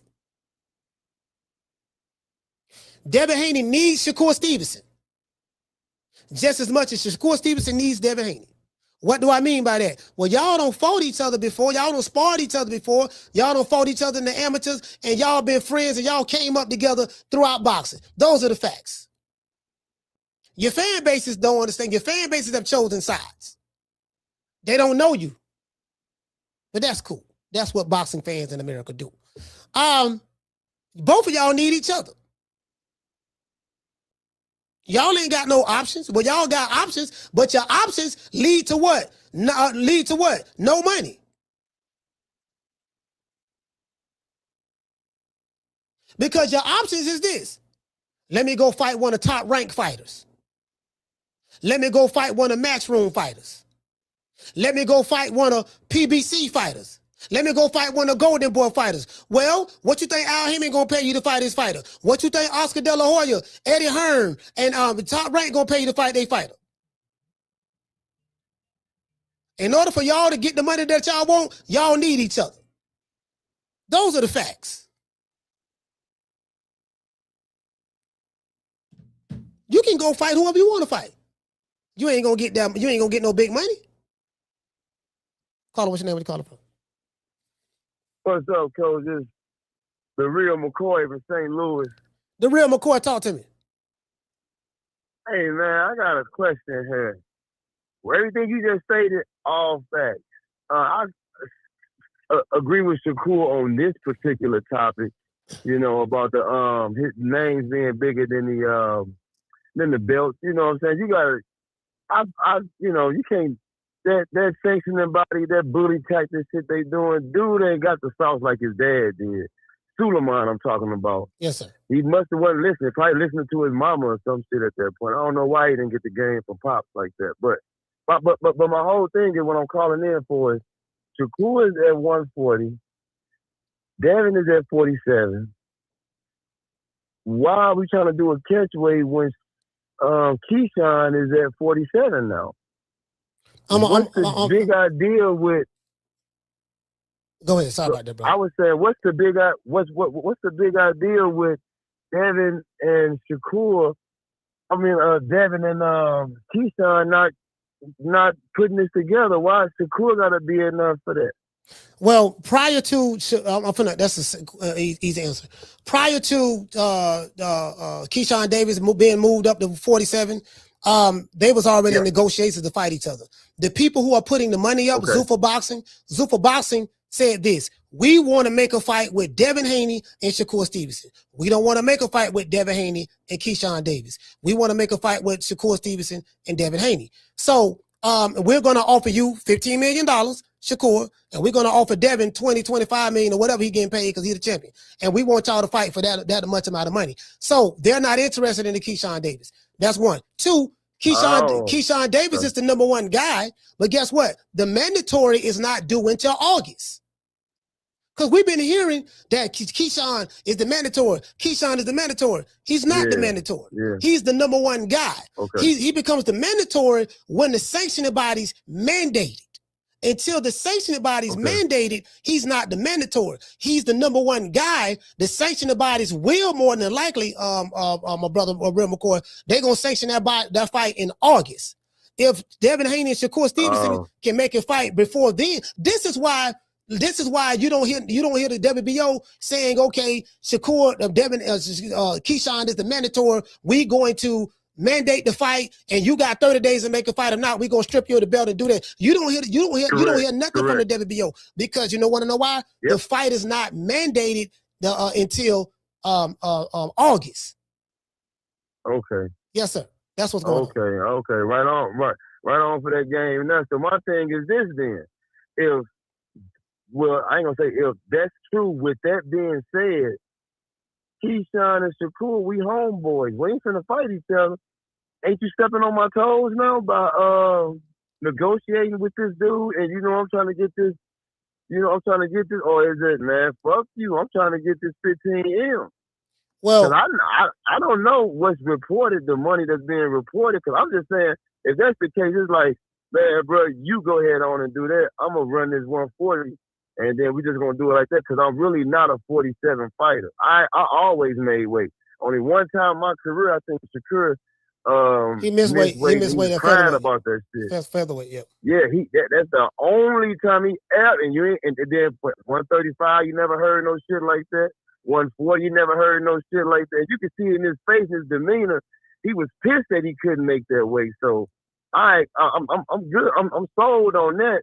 But what's confusing me is if that's the case, then is Keyshawn hating on Shakur? Or is Shakur why can't we get this? This is the thing. Keyshawn and Shakur is brothers, play brothers, and Keyshawn is going along with it. Like everybody know what's going on. Like, don't let Keyshawn fool y'all. He on Twitter and he stepping on his brother's toes. Keyshawn Davis and Shakur Stevenson had the same manager. You would be crazy to believe that all this stuff was going on with Shakur and Devin and Zupa Boston and Jay Prince is the one that's negotiating this and Devin and Keyshawn Davis didn't know nothing about it. They all on the same team. Keyshawn Davis is being a good little brother. Shakur is dictating everything, and he's doing what the fuck Shakur and Jay Prince telling him to do. Forget all the pump faking you see he doing on the sideline. He don't look at it like, oh, you stepping on my toes and this and that. He may come out and play like that, but all of them on the same team. This is what I'm trying to tell you, bro. Like that's his brother. He gonna do what the fuck Shakur tell him to do, and that's what's going on. And that's it. Yeah. He can't force nothing. Damn. He can't force nothing with the WBO to challenge Devin Haney until August. So that's why he ain't doing it now. So what? Yeah. And he not. So it's other champions at 47. Keyshawn, you got other champions. You should be trying. If you know that my homeboy and him, they working on something. What the fuck am I jumping in saying that I want to fight on for anyway? I'm gonna call another 47 and let them make the catch weight. Let them do that, and let me get another belt over here. Yeah, it's just all theatrics. It's just all theatrics, man. I don't even look more into that shit. Like when these fighters get on Twitter and start doing this and shooting videos, bro, Shakur Stevenson said it best. Ignore. Yeah, don't even get caught up in that, man. I'm gonna show you a tweet. Hey, bro, McCoy, I'm gonna show you a tweet that Shakur said. Let me read this tweet for you, brother, before you go. Shakur Stevenson said, all BS aside, this was yesterday. He said, all BS aside, let me stop rage baiting y'all. All real negotiations happen offline. Fight date to be announced soon. Okay. Now, who is he fighting? Don't know. He didn't say. He didn't say.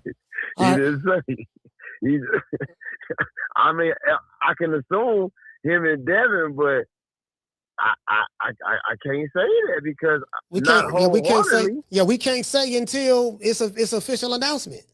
Until it's official announcement, I wonder if these dudes finna go into love and hip hop for boxers. I wonder if somebody gonna do some shit like that, or some baddie boxers or some shit. These dudes, I mean, this shit is just.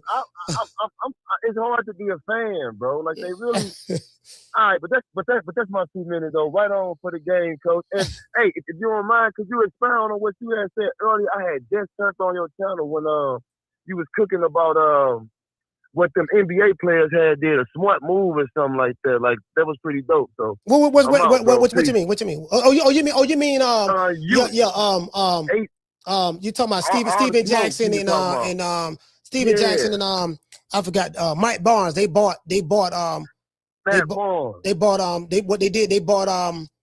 Showtime Boxing. They bought Showtime Boxing and turned it into All the Smoke podcast. That's why you see a lot of the old school boxing stuff on their channel as well. They own the rights to all that now. Yeah. Oh, because I was so wondering how the fuck these dudes get to 1 million damn subscribers. I'm like, damn right, coach. I was wondering. And one more thing.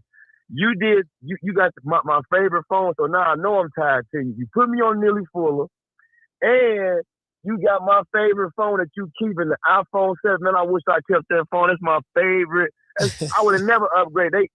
That iPhone 7, I said, yep. So, Brother Ties right here. This dude is a real one. It's official now, so. All right, man. STL to Tampa, man. Peace and blessings to you, bro. Man, shout out to the Lou, man. Shout out to the Lou. Yeah, man, the Lou. St. Louis, boy. Hey, boy, they put the game down. Hey, shout out to Felicia, man. Shout out to Felicia. Felicia from St. Louis, too. That's a beautiful woman. Shout out to her husband as well. Yeah, man, the Lou, man. The St. Louis. Y'all, listen, St. Louis, man. Y'all got to check out the Lou. I ain't been to St. Louis in a long time, bro, but yeah, man. Caller, what's your name? Where you calling from? Dang, man. So, hey, caller, call back, man. I guess I took too long to answer the phone. Caller, call back, man. Caller, call back. Yeah, man. I mean, that's what's going on, brother. I mean, that's what's going on. Period. Like the people who got the money to control everything. That's just the reality of the situation. So, I mean, again, you can't believe nothing until it actually is official. And I get what the real McCoy is saying, because he's like, yeah, man, motherfuckers, we got to try to figure this out. This is cryptic. This guy capping. He really don't mean what he's saying, and this and that. It shouldn't be this way. Caller, what's your name when you calling from? Coach, what's up, man? Yamas. Yamas, talk to me. What's going on? First of all, first things first, I want to thank the basketball gods. I want to thank the New York Knicks organization. I want to thank the good Knicks fans in New York City. You know what I'm saying? Yeah. And if you're out here, you put a Spurs jersey on, we ripping it off your fucking back, man. Let that be known.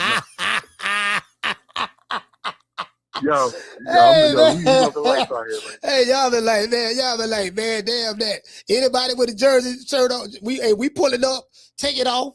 It is what it is. Yeah, y'all. I picked the Knicks to win in 6. I picked y'all to win in 6. Coach, I'm saying 5. But if it's in 6, we're gonna win at home, and it's gonna be even crazier, man. Last night, man, I was like, I felt like I was in a state of euphoria, man. I still can't believe they won that game. Hey, man. 29, but we're gonna stick to the topic, man. I don't want to get too old. We do that on our personal time, man. I wish you would come up here for the parade. We talk about that another day. Oh, the parade? Yeah. I'll come up for the parade when y'all win. Hell yeah, I'll come up for the parade. Check y'all. I have to make it. Yeah. You gotta stay with my little Pluto, man, because you gotta be deep out here, man. Yeah. It's gonna be crazy out here. I hope they don't start looting this shit, man. But we're gonna talk about that later, man. What we gonna get? Now let me stop, man. Let me get back on the topic. Now I'm listening to the show today, man. I'm enjoying it because, like, they just proving, like I always say, the market determines what fighters get and what everything gets. Any market will determine, that's true, the profitability. That's true. And it's like Turkey Al-Rashid. When somebody like that enters the game, he ain't really out to make money as a regular promoter would. So he's overpaying guys. And then other fighters are seeing that, and they basing on what they're asking for on that. But that's not an inflated number. So, like, that's first thing first. Like, you ask for money that's not available. Yeah. You know what I'm saying? And the fans are suffering. It's hurting the game. And in the long run, it's going to hurt everybody's pockets. That's my perspective. As far as, like, friends not being able to get in there and fight, I disagree with that. Because when I was in the gym, the closest guys I was sparring with my closest friends in there. And we got friends based on us going at it, being competitive, telling each other what we doing wrong and making each other better.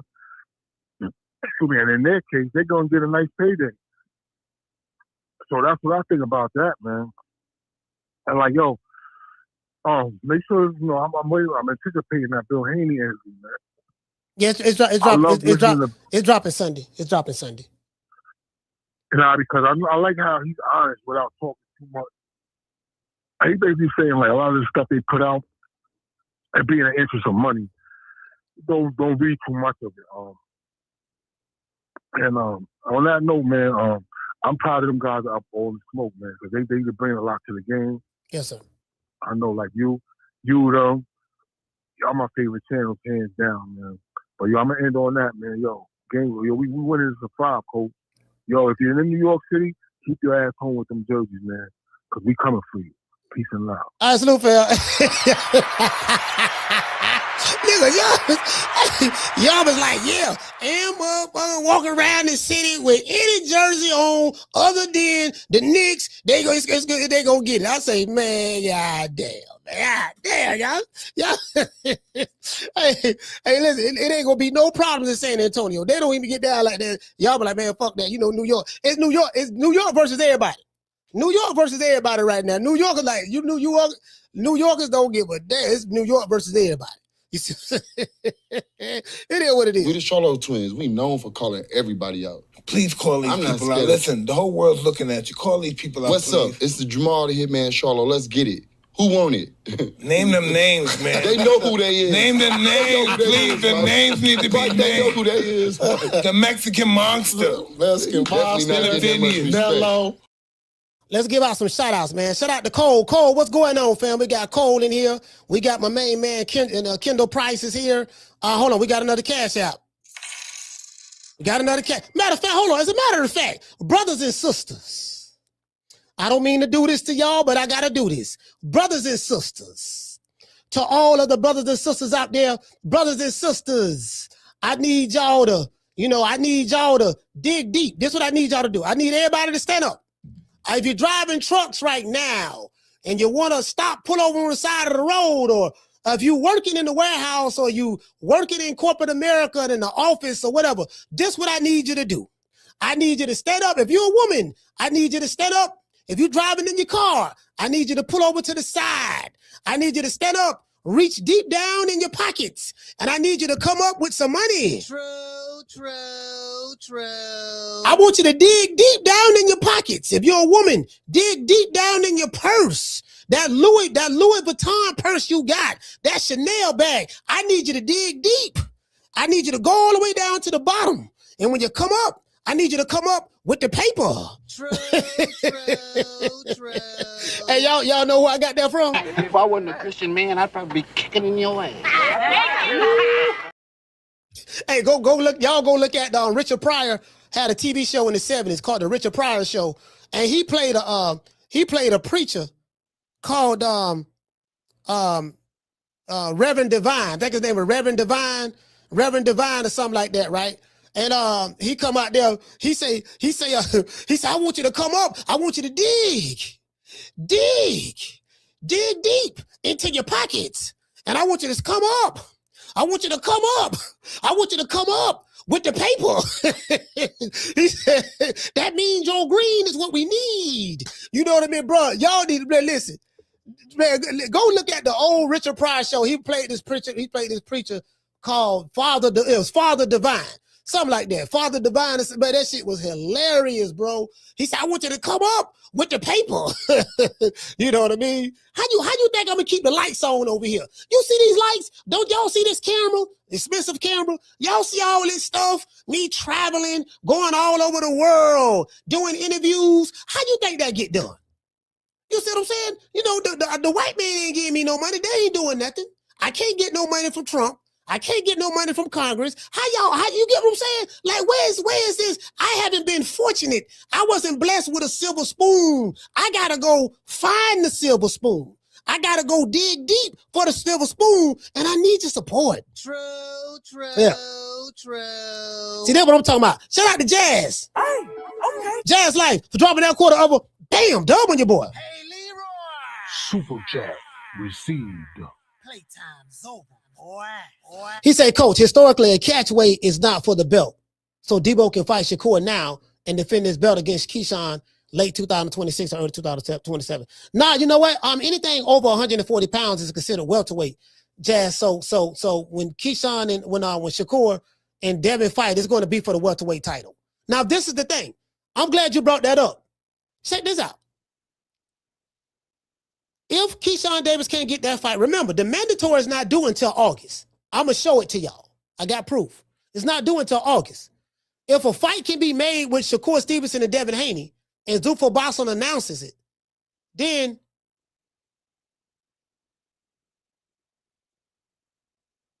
what would a sanctioning body do? I don't know. You get what I'm saying? I don't know what they'll do as it relates to that. But no, the WBO title's going to be on the line. I don't know if the WBO not going to acknowledge the fight or whatever. I don't know. They may say, well, if you fight that fight, we're going to take the belt. So be it. Because I'm not going to turn down $20 million to fight for a threat of having the belt taken away. Fuck that belt. You can have that belt. I'm finna get this money. Did you get what I'm saying? And it'd be dumb for a sanctioning body to do that, because if Devin Haney were to win, or if Shakur Stevenson were to win, guess what? That sanctioning body gets a percentage of that belt, gets a percentage of the fight purse. So it'd be dumb for them to do it, but these sanctioning bodies, you know, they do what they want to do with their own belts. It's their belt. You get what I'm saying? Sorry about that. I had to blow my nose. And another thing too, right? I mean, Keyshawn Davis can still fight Devin Haney. If he don't fight him next, he can fight him after Shakur. But the question I have is this. Let's say Shakur Stevenson beat Devin Haney. He is now the new WBO 147-pound champion. Keyshawn Davis is the number one guy. And by the time that fight happened, the mandate to fight for that title is going to be made by the WBO. Would Keyshawn Davis say, you know what, dog? I ain't going to fight my brother, so I don't want to.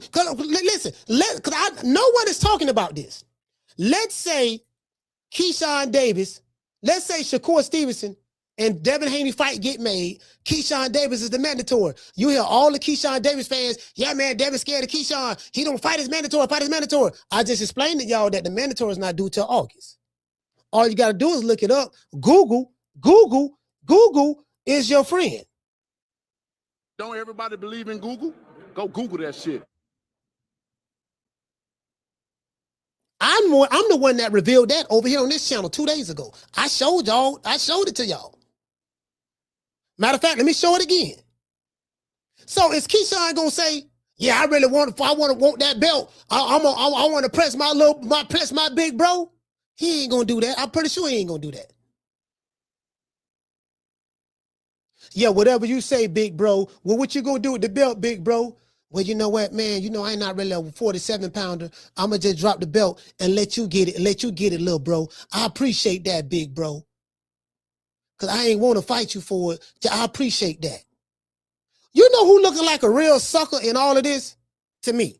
I'm finna make some fans from Norfolk, Virginia upset. Keyshawn Davis. He looking like a real sucker right now to me. I mean, you know, want to know why? Not because I think he's a sucker, but because you are just playing second fiddle to your play brother. According to your fans, he don't took the Teofimo fight from you.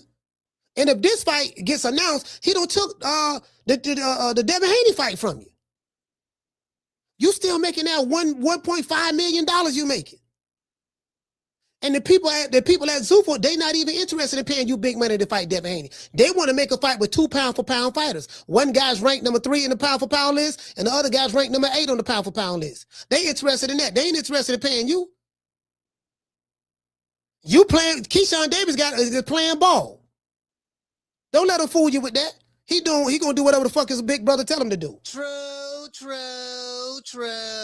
Shout out to Jazz. Shout out to Mo. Mo, what's up? Hey, what's up, baby? Man, shout out to Mo, man. Hey, okay. Mo T in this bitch. He say, Coach, this is as deep as I can go, bro. Hey, look here, man. Listen. I met Mo T. He got a beautiful wife. He got kids, family. I understand, brother. Trust me, I get it. I get it, Mo. Don't worry about it, brother. We still gonna hit you. We still gonna hit you with an ugly belt. Now, Mo, I will say this here. You've been rocking with me for a while. So if that's the best you can do, so be it. But I tell you what, no.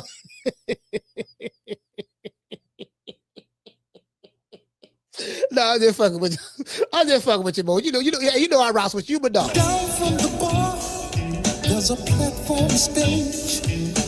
People pimping, sharp as razor blades. Y'all go look up. Y'all go. I want you to come up with the paper. Y'all go look that up, man. Caller, what's your name? Where you calling from? Salute, Coach. It's Aquila. The lovely Aquila. Talk to me. Hey, Coach. You said now you was just saying about if Shakur beats Devin Haney, right? Yes.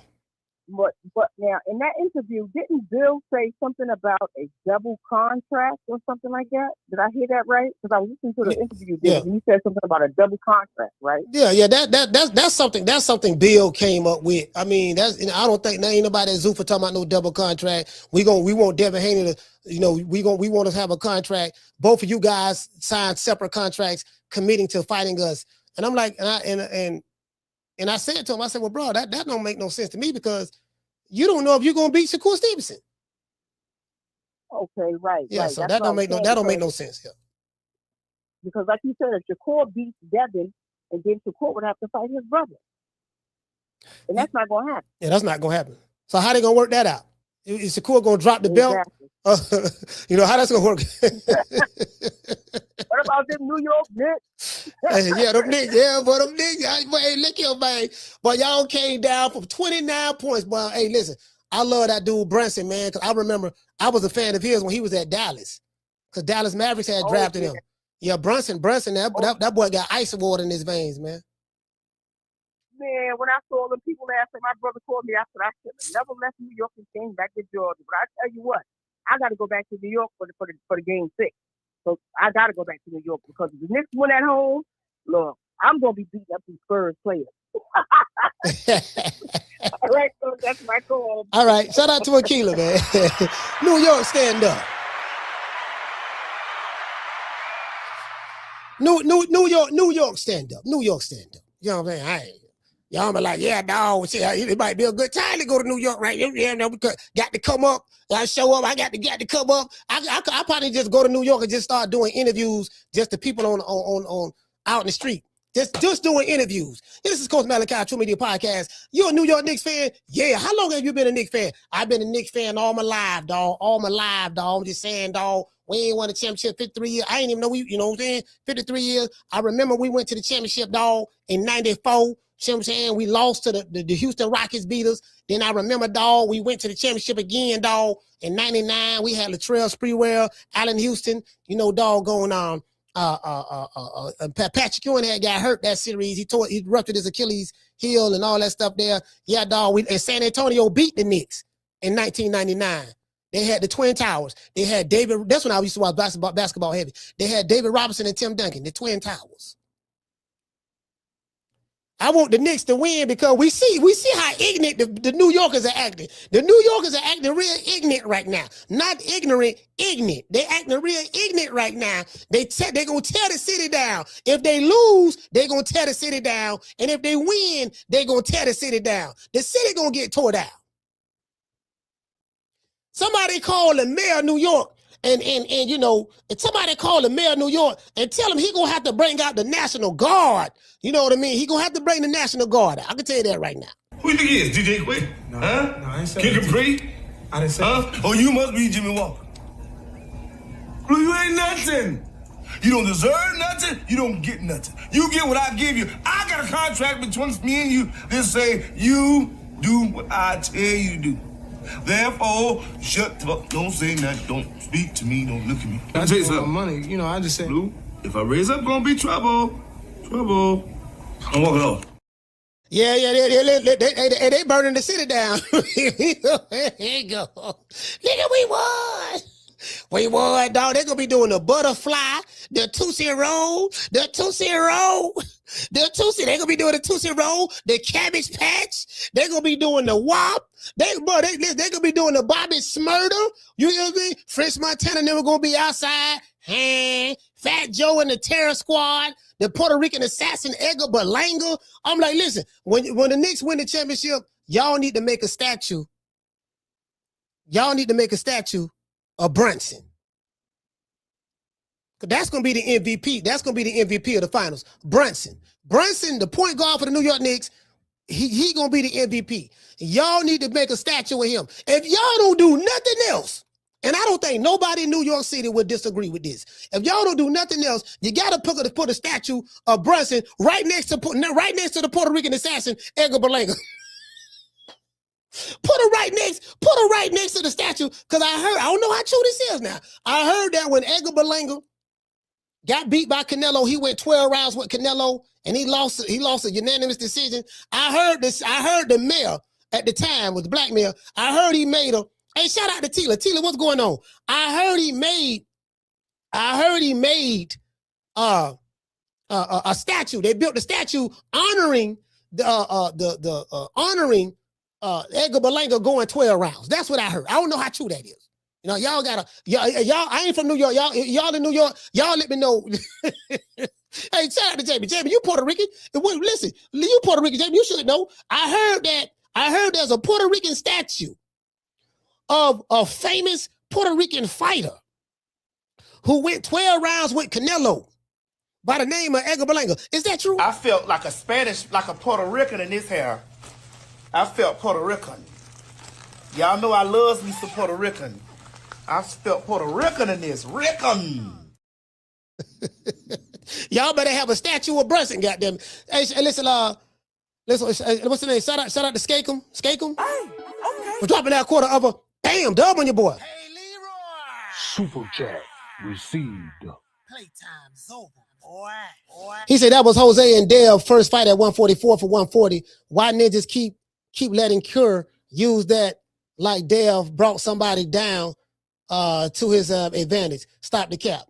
Well, you know, I mean, at this point, fam, it really don't matter. Like these guys are, you know, if they fight, cool. I don't. Again, you know what I'm saying? Like I feel your frustration on all this stuff. It's just that we get so much stuff be going on in boxing, bro. We be hearing all this. I can't get mad at the fans. Fans don't know what to believe. I can only tell you what I be hearing and the people who I talk to, because I talk to people that Golden Boy. I talk to people that Top Rank. I talk to people. So, two guys over there at Zuffa Boxing now that's been in the industry, and then of course I talked to Bill Haney. You know, I have a great relationship with him, and just other fighters' camps. Like, you know what I mean. I know people in Keyshawn Davis' camp. I know people in Shakur Stevenson's camp. You know what I mean. I know, you know, and then boxing is very small. All of the guys, like everybody know everybody. Everybody talk to each other, you know, in the circle. So by the time the public hear things, like it'd be like, okay, we know this ain't this ain't true. This guy saying this and that guy saying that. It's all theatrics, and I get it. I do get y'all. I do feel y'all pain. Trust me, I do. I feel y'all pain, bro. I do. You know what I mean? But all I'm saying is, don't let these fighters play with y'all emotions. That's why Shakur Stevenson said right here. Let me show y'all this here. Oh, I gotta show y'all the WBO rankings. WBO rankings. I gotta write that down. I had to write that down. So this is what Shakur said right here. He said, all BS aside, let me stop rage baiting y'all. All real negotiations happen offline. Fight date to be announced soon. Now, is he gonna fight Poach Chop Willie? Is he gonna fight Hoghead Cheese? Is he gonna fight Shorty Big Nuts? Is he gonna fight Yogi Bear? What about Boo Boo? Is he gonna fight Piccolo, Bam Bam Bigelow, Black Freezer, Goku, Vegeta, Wiz, Lord Beerus? I don't know. We just gotta wait and see. You dig? Now let's go over here right quick. Let's go to the WBO. Because you know, Google, I'm the one showed y'all that. Ain't no other channel showed y'all that. I showed y'all this Monday what the lick was. Don't everybody believe in Google? Go Google that shit. Y'all believe in Google, right? I told y'all I'm gonna show y'all proof. So, all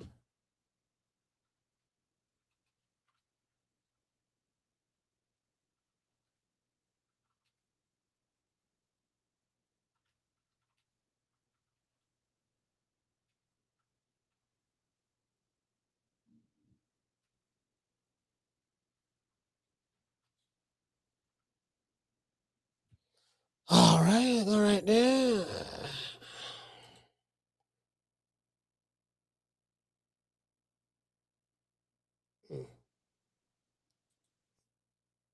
that Mando.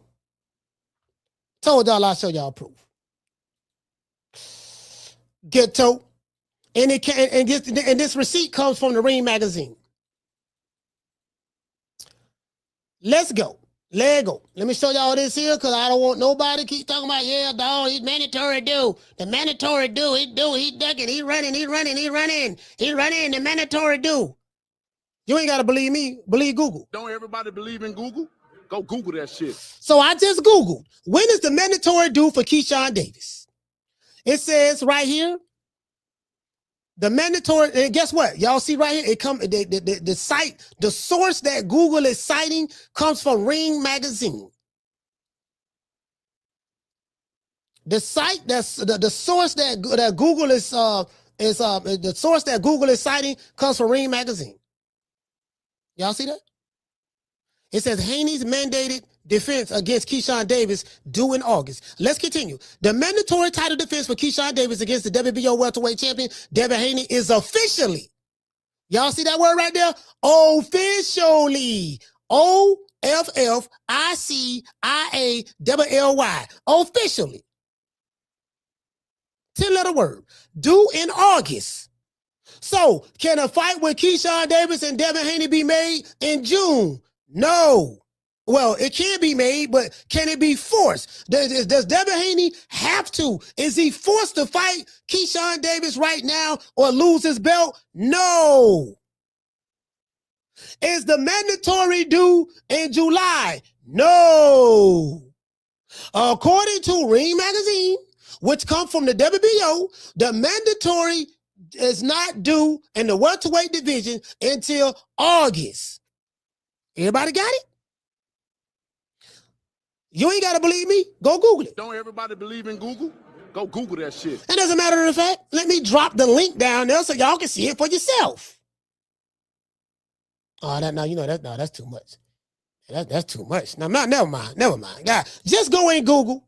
Just go in Google because it's giving me a whole bunch of shit. I want y'all to see this shit. See, y'all see what it's giving me too much. Like, this is what it's giving me. I didn't want to post that, but that's what it's giving right there. You click on that. See, you know what I'm saying? I ain't even want to post that. I ain't want to post that right there. That's a bunch of jibber jabber. Let me remove this. Let me remove it. I remove it right there too. Let's remove that. Let's remove that. I'm gonna remove this shit. So just go on Google and just type in when is the mandatory in the WBO sanctioning body? When is the Keyshawn Davis mandatory due in the welterweight division for the WBO? And that's what you're going to find. And then when you go to the source that Google got it from, it got it from Ring magazine. And when you find out where Ring magazine got it from, they got it from the WBO sanctioning body because that's their rules. Okay, I hope this settles a whole lot of stuff. Because we've been hearing a whole lot of misinformation about that. Keyshawn is the mandatory. He the mandatory. That was a lie. He's the number one guy. He hasn't been mandated yet. He will officially become the mandatory in August because you become the mandatory when it's mandated. How do we know? That's what happened with Mauricio Sulaiman, David Benavidez. He was Canelo's mandatory for 3 years. Y'all remember that? 3 years. He kept fighting for, what he kept fighting for? He kept fighting for the hog head cheese belt. Man, we got some more cash apps. Oh, we got some more cash apps. Shout out, listen, man. Shout out to Harvey. For dropping that half for, bam, dub on your boy. Super chat received. Playtime's over, boy. Oh, you know what? This is what I wanted to show y'all too. What I wanted to show y'all. Hold on. What I wanted to show y'all was this. Shout out to the Prince of Pan-Africanism. This is what we need over here, because we got to keep the lights on. Do y'all want us to keep the lights on? We got to keep the lights on. Donations.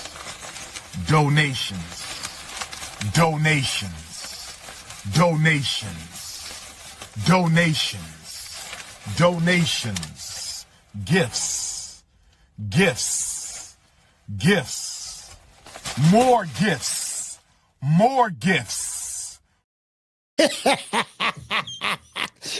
Donations. But Dr. Ubar's a motherfucker. Hey man, Harvey say shout out to the Lou, man. Shout out to St. Louis, man. Shout out to St. Louis. All right, let's see who else we got.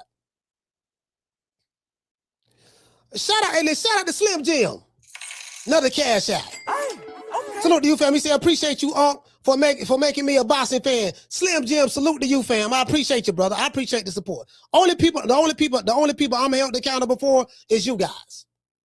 The True Media Boxing family. Y'all the only people I'm held accountable for. That's it. Y'all the only people I owe the explanation to or whatever. That's it. The rest of this shit, I don't give a damn about. Now they want to break bread. Now, No, we gonna take the money. We gonna take the money. But as long as we don't have to compromise. See what I'm saying? Look here, baby boy. Now we can. No, you know what? You always gotta compromise. But as long as a nigga ain't, ain't gotta sell no ass, or I ain't gotta do what the LA sucker nigga nutsack gotta do, or I ain't gotta be buck dancing, chicken Georgian, ham boning, knee slapping. You know what I mean? I ain't gotta be doing the Bojangles, none of that there. You know, because anything dealing with that, the answer is no. True. They get cussed out coming at me like that. Shout out to doggone, I don't give a fuck about the sand nigga who got the money. I ain't getting none of the motherfucking money, so shit. Shout out to Celindy. For dropping that half for, bam, dub on your boy. Hey, Leroy. Super chat received. Playtime's over, boy. Shit, y'all getting the sand nigga money. I ain't getting the sand nigga money. When the sand nigga start breaking bread with me, then, goddamn, we can talk. Other than that, fuck them. Down from the bar, there's a platform stage. People pimping, sharp as razor blades. I'm gonna give everybody else a shout out right after these messages.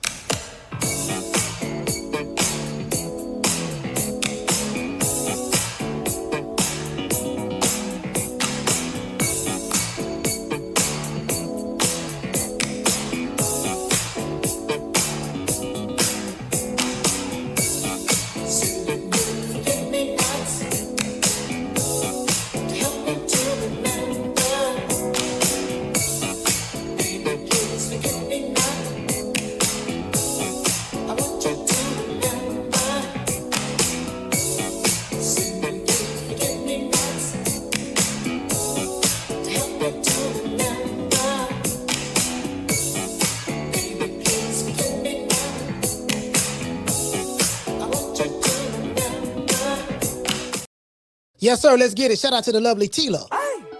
Can't forget about Akila. Shout out to Yarmers from Brooklyn. The real McCoy from the Lou, St. Louis. Shout out to Cali from the ATL. Jamie from New York. Mo T. Dr. Paul. Tony Montana. Shout out to Mr. Bory. Brandon Sweet Like Candy. Oh, we can't forget about our sponsors. Shout out to Akila. Shout out to Slim Jim. Shout out to Harvey. And shout out to our sponsor, the Cincinnati Cobra, Keith's Bulldogs. Who else we got? Shout out to, we got Tony Montana. Shout out to Schoolo. Shout out to the Cardenals. Shout out to the Cardenals, man. Salute to you, brother. We got Tony Montana. Shout out to Schoolo. Shout out to Daniel. Daniel, what's going on, fam? Shout out to Chris. Chris, what's up? Falcon. Dr. Paul. Oh, shout out to Just Living Life. We can't forget about the lovely Miss Felicia Williams. Who else we have in the building, man? We got my main man, Schoolo. Shout out to my main man from B-More, man, Damian Bennett. My name Damian Bennett, and I ain't in it. Shout out to who else we got? You know what I'm gonna do? Fuck it. Let's do something different. Let's give a shout out to the cities. Shout out to New York. Shout out to the ATL.